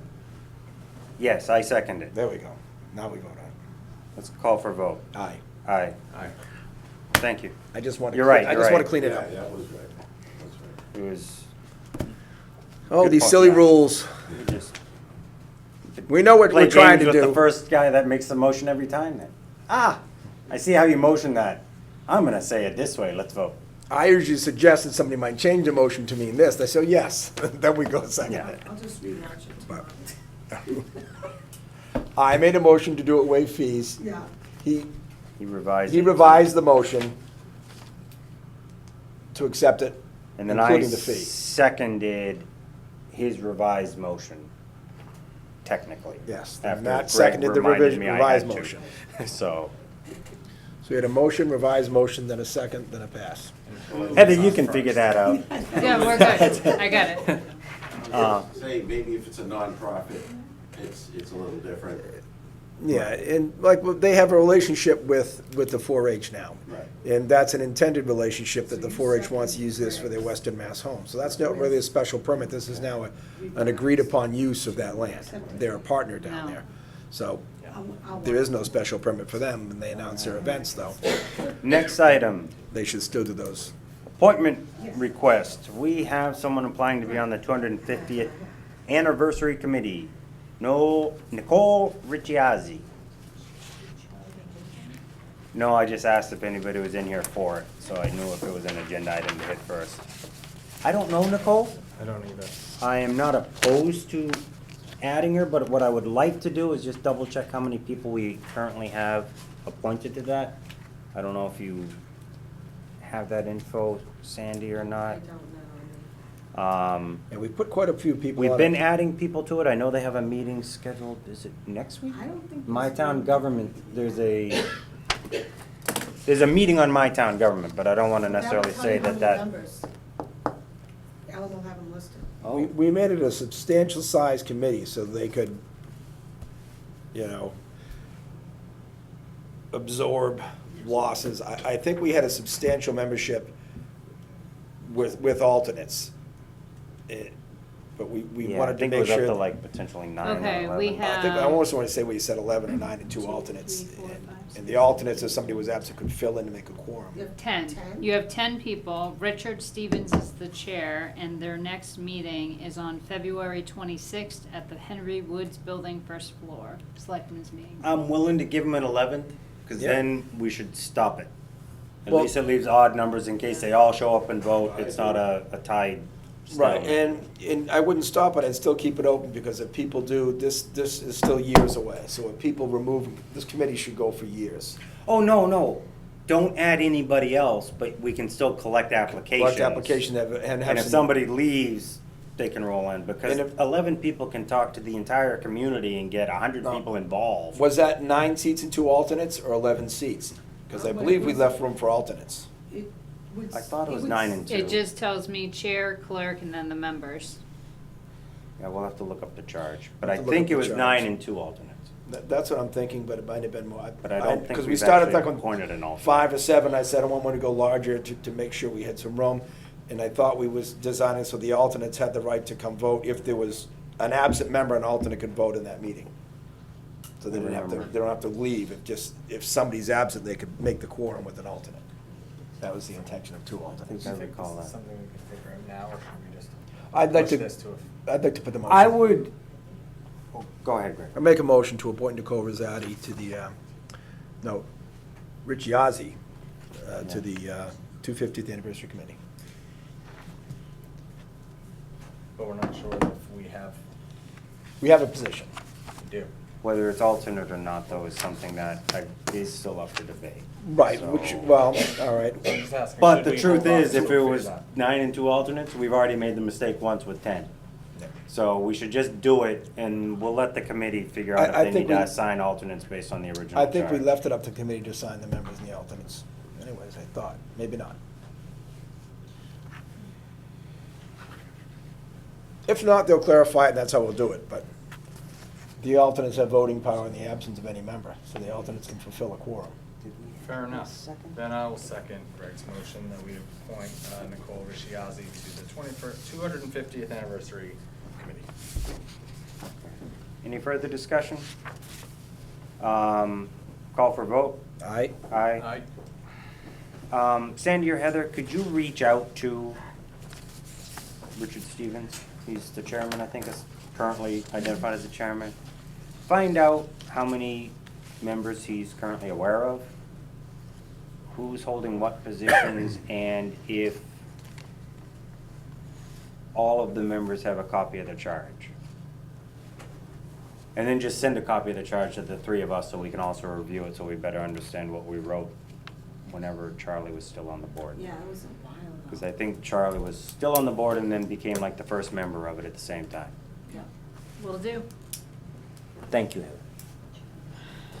Heather. There's nothing else on the agenda except meeting minutes. February 3rd, 2020. Have we reviewed, do we have questions or comments about the February 3rd meeting minutes? Motion to approve February 3rd minutes. Second. Any further discussion? Call for vote. Aye. Aye. Aye. All right, we have, the last kind of open items would be selectmen reports. Do either of you have a selectmen report this week? I have no report this week.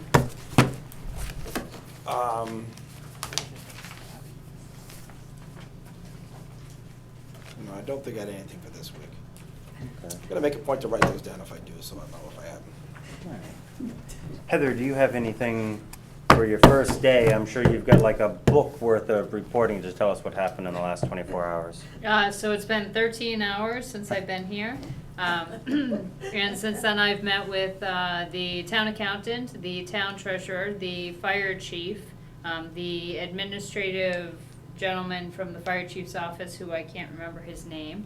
Let's see, I also, James DeVillio. Yes. yes, I've also been through a good start of Inspector. 12,000 emails. Figured out the computer, spoken with the town council for about 20 minutes with some current issues, and also spoke with both the folks from our IT company as well as the people from ClearGov. Thank you. So it's been very uneventful, and hopefully it'll continue that way tomorrow. So you're slacking today. I is what was, you're I saying. was. So. I imagine it will level out. I think the 2 weeks interim weren't too bad. Sandy didn't seem to have any big issues. I asked her a couple of times. She just had a Think- pile. Well, we expected that to a point, but I think, you know, She did, luckily she we did a had fine job. we had no major mishaps and no major issues as we felt we wouldn't for the couple of weeks. So, welcome aboard. Can, you know what? You want us to put that with part of the file? Honestly, what I'm gonna do is I'm gonna keep them and bring them with me Thursday. And then I'll bring them back for the file. But, you know how pictures are.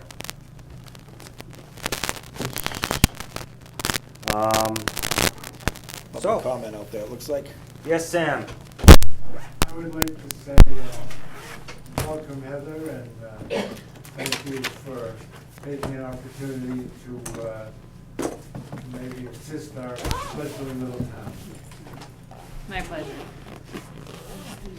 And I'd like to say, Sam, thank you for volunteering to be on a committee. And Yes. helping the town out. I snatch that one out quick, so 'Cause we'll a make lot him of do times- something. He's busy here. And don't take this the wrong way, but I feel like you like to yell at me and then wonder why I'm doing it wrong. But now you're participating, so I get to yell at you. I'm just joking, Sam. Motion I do to appreciate- adjourn. And I meant it. I really do appreciate you Second. participating. Motion and a second, Mr. Chairman, to adjourn. Call for vote. Aye. Aye. Aye. Shadum, dum. I just.